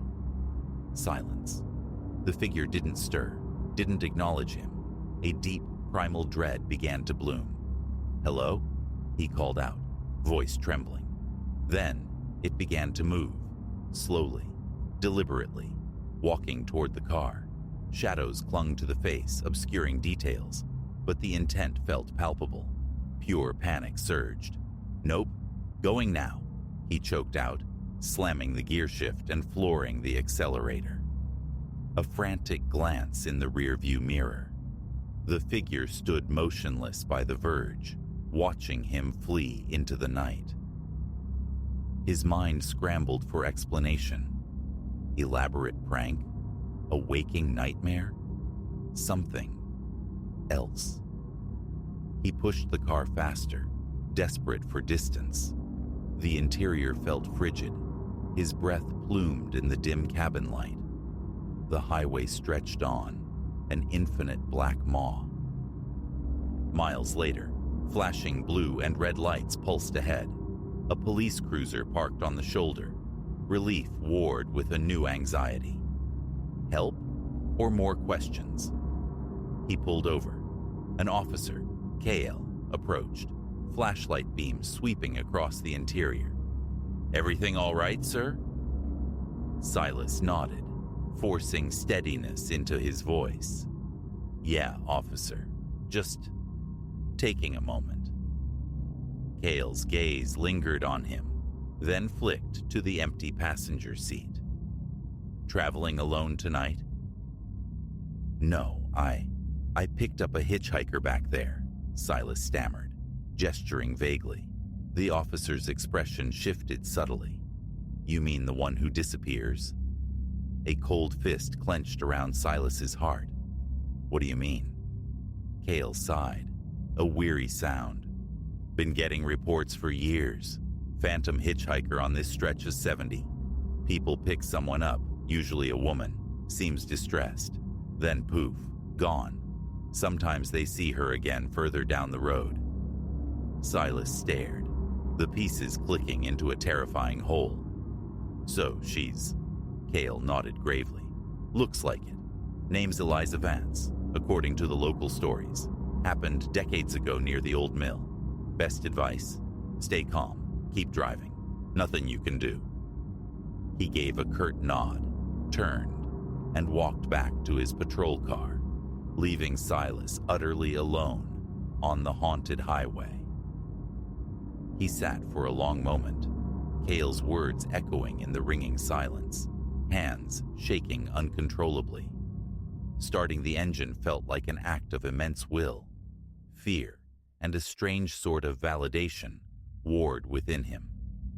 As he drove, the image of the fading passenger, Eliza Vance, burned behind his eyes. The road felt impossibly long now, each mile marker a small victory against the encroaching dread. Every glance in the mirror was fraught with tension, expecting her reappearance. The remainder of the drive passed in a haze of adrenaline and exhaustion. Finally, the distant glow of Denver blossomed on the horizon, a welcome shore after a harrowing sea. Merging onto familiar streets felt like surfacing for air. The city's ambient light and sound pushed back the highway's oppressive gloom. Pulling into his apartment complex, the ordinary glow of building lights seemed miraculous. He practically fell out of the car, gulping deep breaths of the cool night air. Inside, door locked, bolted, he leaned against it, heart still thudding erratically. The hitchhiker, Eliza, her silent torment, her vanishing act, Cale's chilling confirmation. It looped relentlessly in his mind, surreal yet viscerally real. He checked his phone, seeking normalcy. A few mundane notifications, a text from his friend Marcus about their planned weekend trip. He tapped out a quick confirmation, needing the anchor of future plans. Sinking onto the couch, sleep felt galaxies away. The memory of Eliza Vance, the phantom of Highway 70, clung like frost, raising goose flesh despite the apartment's warmth. Ghost stories, haunted roads, abstract concepts until tonight. Now, he was part of the legend. Morning arrived, but the unease hadn't dissipated with the darkness. A strange compulsion grew. He had to drive Highway 70 again, in daylight, see it stripped bare by the sun. Perhaps logic would reassert itself. The highway hummed with daytime traffic, sunlight glinting off chrome. No lone figures haunted the roadside. No spectral forms materialized in the heat haze. He felt a flicker of foolishness, questioning his own senses. Had he dreamt it all? Then, halfway along the familiar stretch, near the Vance Mill turnoff, a car was pulled over. A man stood beside it, thumb extended. He looked unsettlingly familiar. Silas's heart skipped. He slowed, pulling alongside. "Need a lift?" he heard himself ask, the words echoing last night's encounter. The man smiled, a tight, unreadable expression. "Yeah, if you're heading toward Denver." "Sure am," Silas replied, unlocking the passenger door, a powerful sense of déjà vu washing over him. The man slid in, settling without a word. The drive resumed, but Silas's attention was divided, constantly flicking to the rearview mirror. The passenger stared straight ahead, unnervingly still, just like Eliza had. Miles ticked by. "Where you coming from?" Silas ventured, a brief glance, then back to the road. "Just passing through." Silas noted the hands resting motionless on the lap.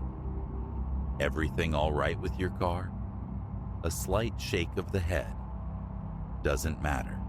Just need to get home." That phrase again. A shiver traced its way down Silas's spine. "Okay, well, let me know." Silence descended again, thick and charged. Focusing on driving became difficult, his mind racing. Coincidence? Or was the highway playing tricks again? His phone buzzed, startling him. Marcus. "Hey, Still on for this weekend? Yeah, man. On my way now, Silas replied, trying to sound casual. Hanging up, he glanced at the passenger. Their eyes met for a fraction of a second. Recognition, or something colder. His pulse hammered. You okay there?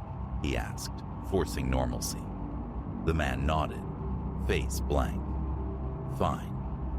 Silas took a breath, abandoning the interrogation. Right. Driving. They continued, the tension palpable but unspoken. Reaching the exit for Marcus's town, Silas slowed. This is my turnoff. Need anything before I go? The man gave a small nod, unbuckling his belt. Thanks for the ride. He stepped out, turned, and simply walked away toward the exit ramp. No backward glance. Relief warred with a nagging disquiet.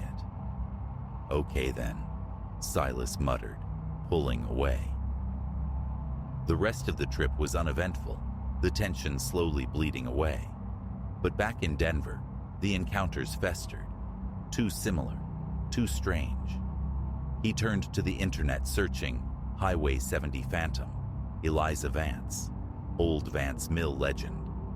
Articles surfaced, weaving a tragic tapestry. Decades ago, Eliza Vance's car had failed near the mill. She'd flagged down a passing car for help. Neither she nor the driver was ever seen again, though the car was found abandoned nearby. Since then, the stories began. Drivers picking up a spectral young woman who vanishes, sometimes reappearing further down the road, forever trying to get home.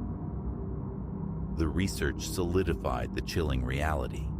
Eliza's spirit, trapped in a loop of her final desperate moments.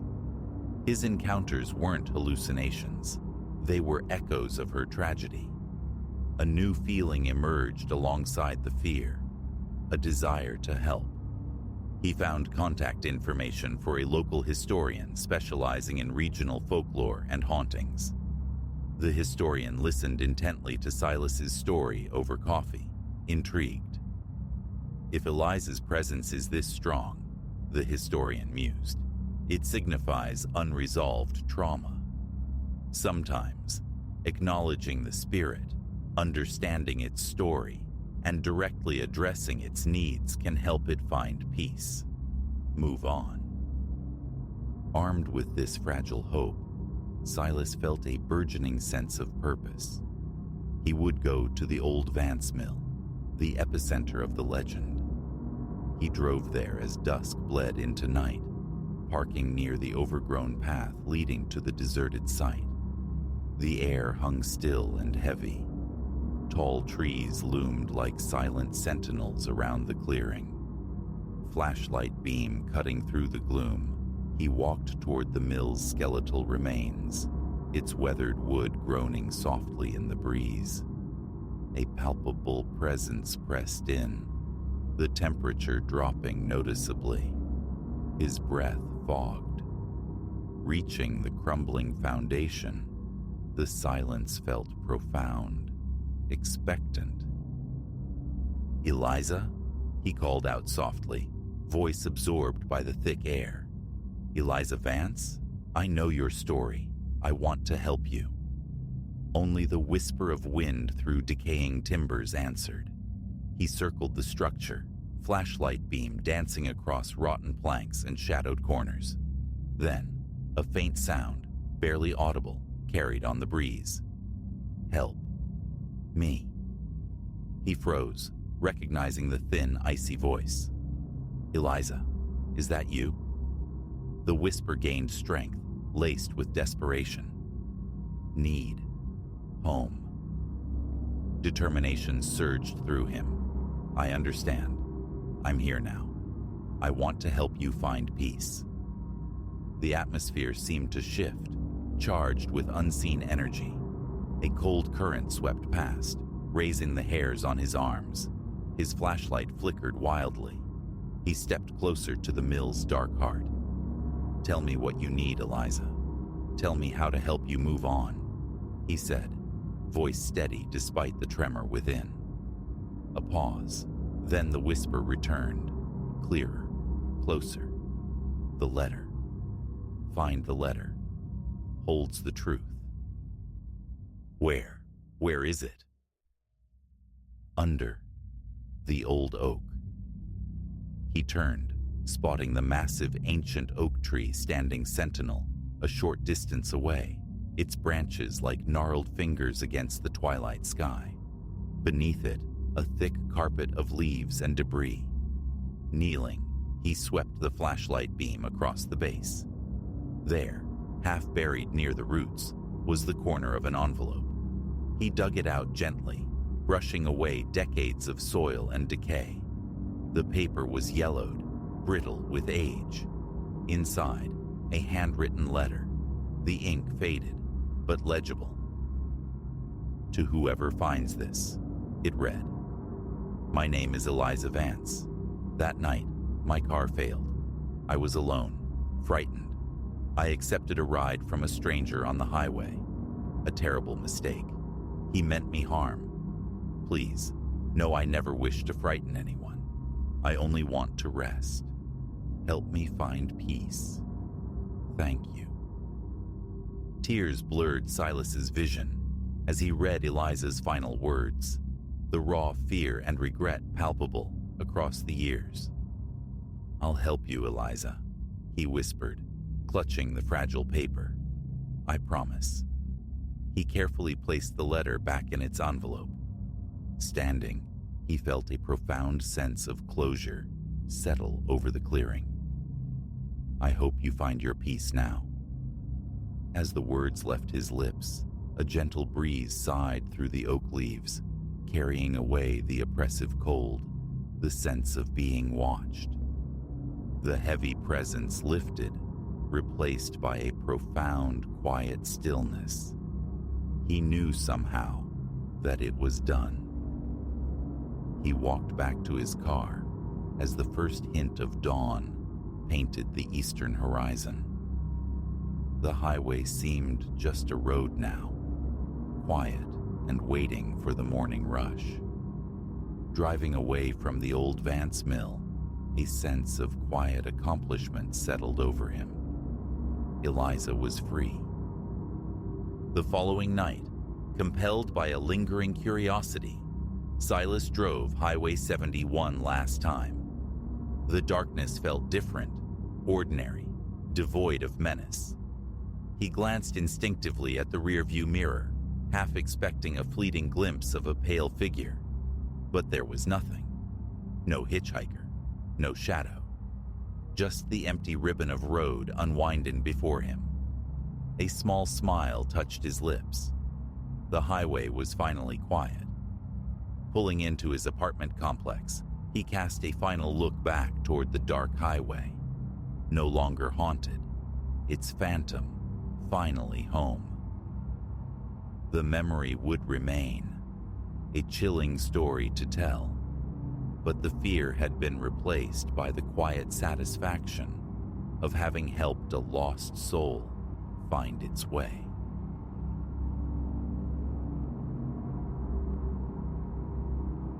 This mountain fastness, this eyrie of timber and stone, was meant as sanctuary, a place to shed the clamor of the world below. I sought the simple rhythm of dawn, the benediction of untainted air, the profound embrace of silence. That inaugural night offered solace. A deep sigh exhaled into the wilderness. But the second dusk brought a dissonance, a prickling certainty of unseen eyes upon me. No substance, merely the conviction, cold and sharp as the encroaching frost. It began to coalesce then, this feeling, a silhouette materializing at the forest's ragged edge as daylight bled away. Now the nights are taut wires of apprehension, and the days offer scant reprieve. I came here craving isolation, a self-imposed exile. The wisdom of that craving feels increasingly suspect. Weeks have passed since my arrival. I recall the heave of duffel bags onto the rough-hewn floorboards, The methodical stacking of split pine beside the hearth, the obsessive survey of every nook and cranny. The cabin itself is diminutive, one primary chamber encompassing a rudimentary kitchen, flanked by a sleeping alcove and a cramped washroom. An antique wood-burning stove dominates the central living space, its iron belly perpetually warm against the mountain chill. The windows, tall and slender, frame views of snow-laden pines stretching into infinity. A narrow porch skirts the facade and one flank, a fragile threshold between the interior and the vastness. Beyond lies only snowdrift and timber.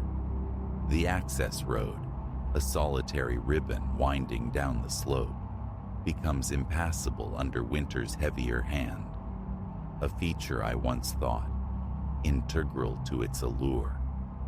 No thrum of neighbors, no growl of traffic, just the wilderness and me. The initial days were consumed by the rituals of habitation.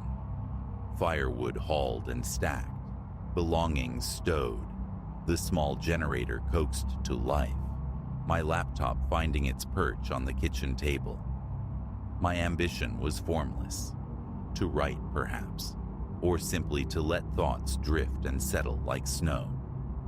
Daylight hours unfolded in tranquility.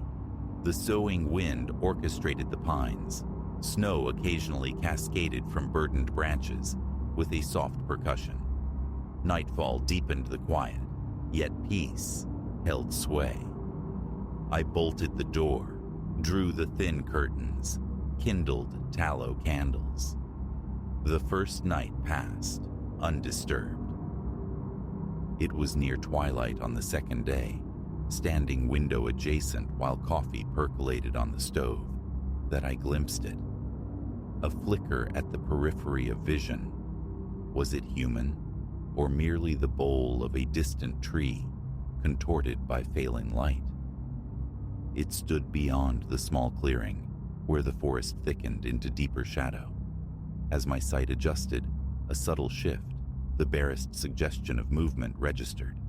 Then, stillness absolute. A wave of disquiet washed through my gut, my pulse quickening its beat. Imagination, I insisted, the eye conjuring phantoms in the gloaming. I turned from the window, poured my coffee, and forced the image from my mind. Later, cocooned in darkness after extinguishing the interior lights, I peered through a sliver in the curtains. The heavens were a scatter of diamond dust stars against black velvet, the moon a mere scythe offering little illumination. I strained my eyes against the profound dimness. Nothing at first. Then, slowly, shapes resolved. Near a sentinel pine, a faint outline distinguished itself from the surrounding umbra. It possessed a vaguely anthropomorphic form, though devoid of discernible features or face. I watched, scarcely breathing, and could have sworn it glided several paces nearer.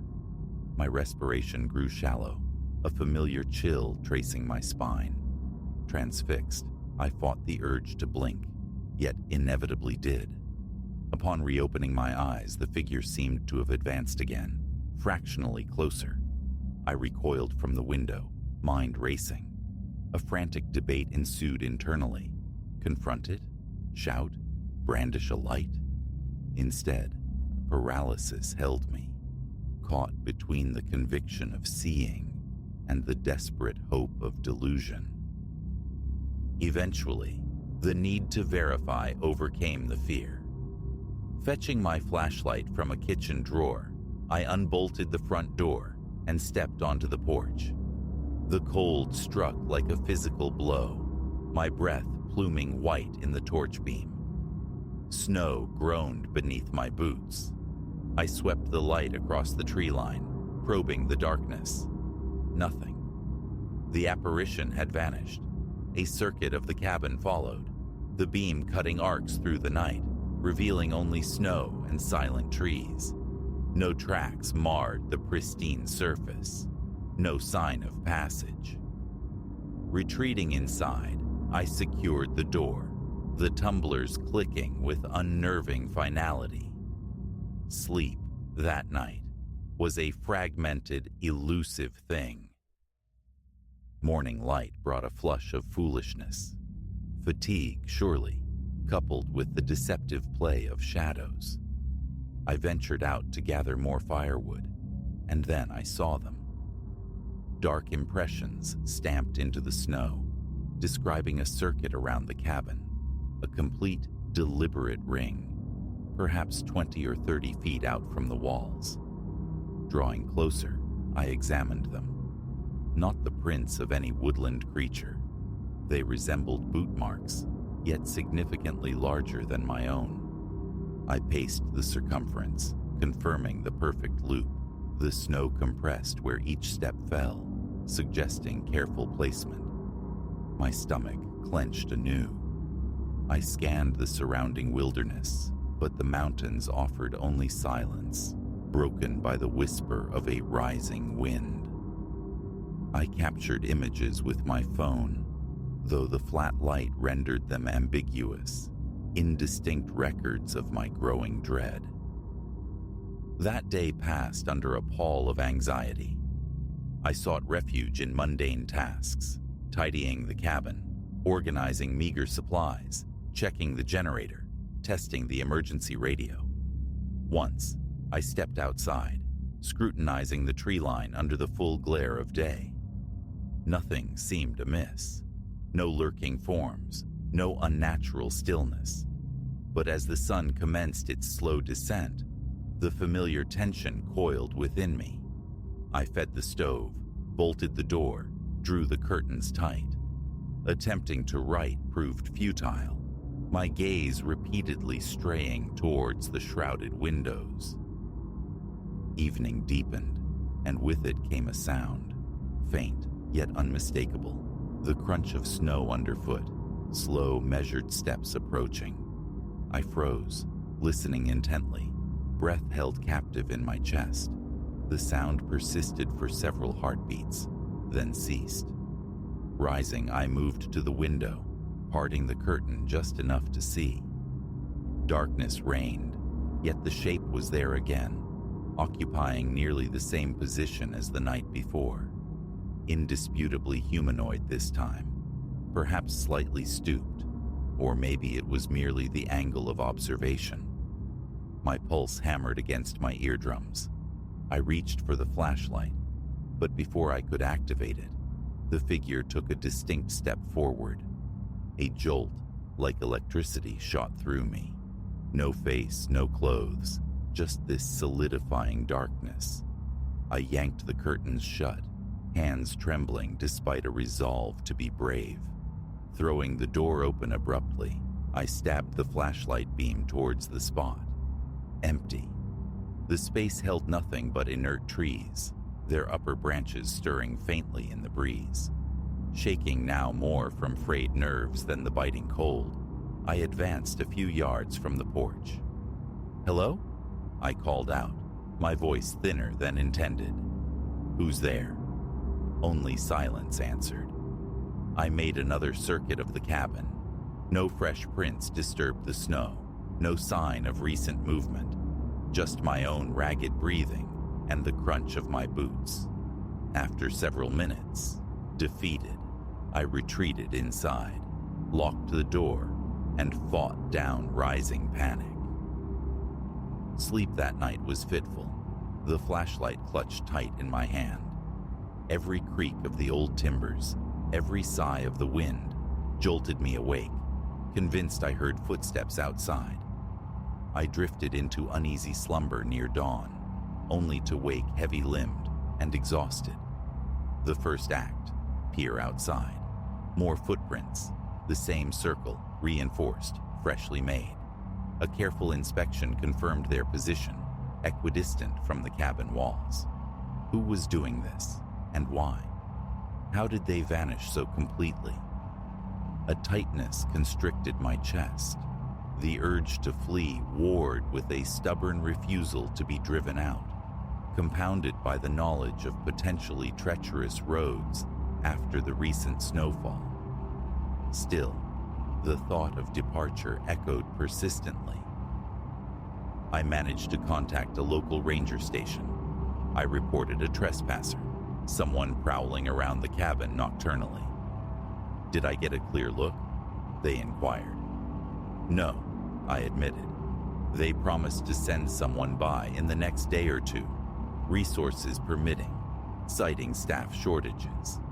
I tried to mask the desperation threading my voice, stating simply, "I'm worried someone's playing games."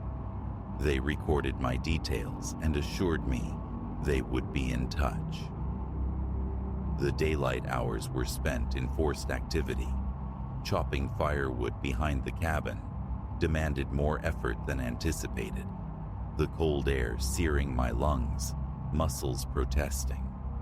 The physical exertion provided a welcome distraction, yet my gaze continually flicked towards the trees, half expecting to see that silent watcher.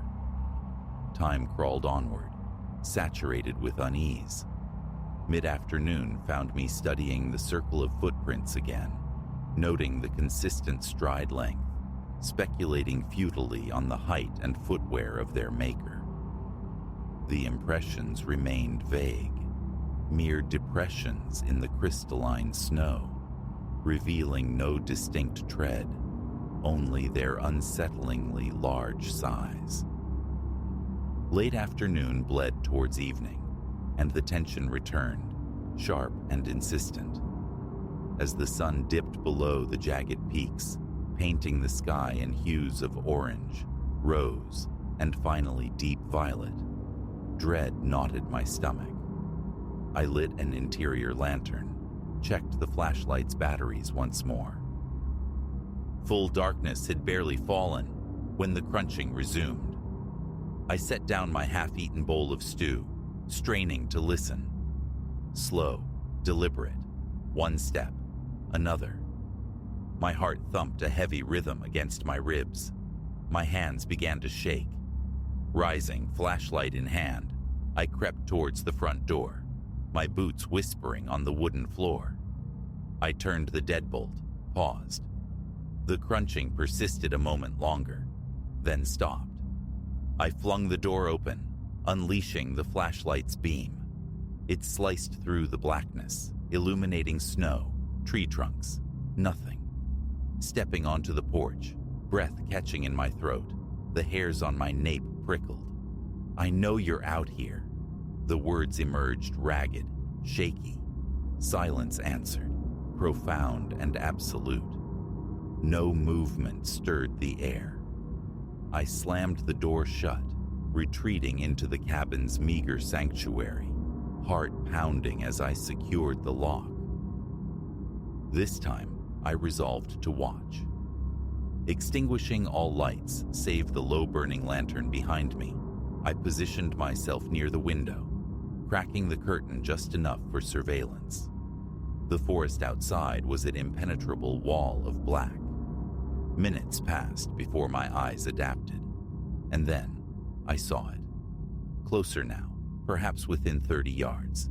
It stood motionless, facing the cabin. My mouth turned to dust. My pulse throbbed in my temples. I stared, locked in a silent confrontation with the inscrutable shape.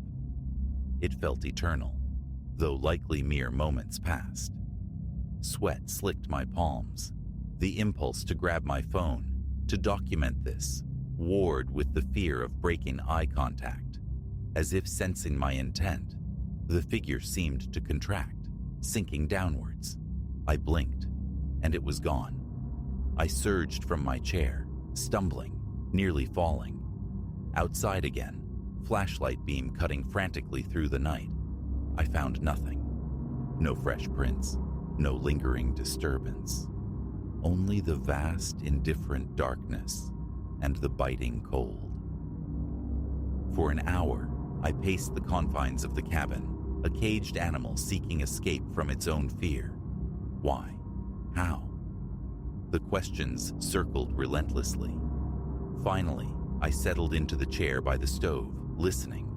Every sound became suspect: a scrape against the wall, the wind, a settling beam, the house.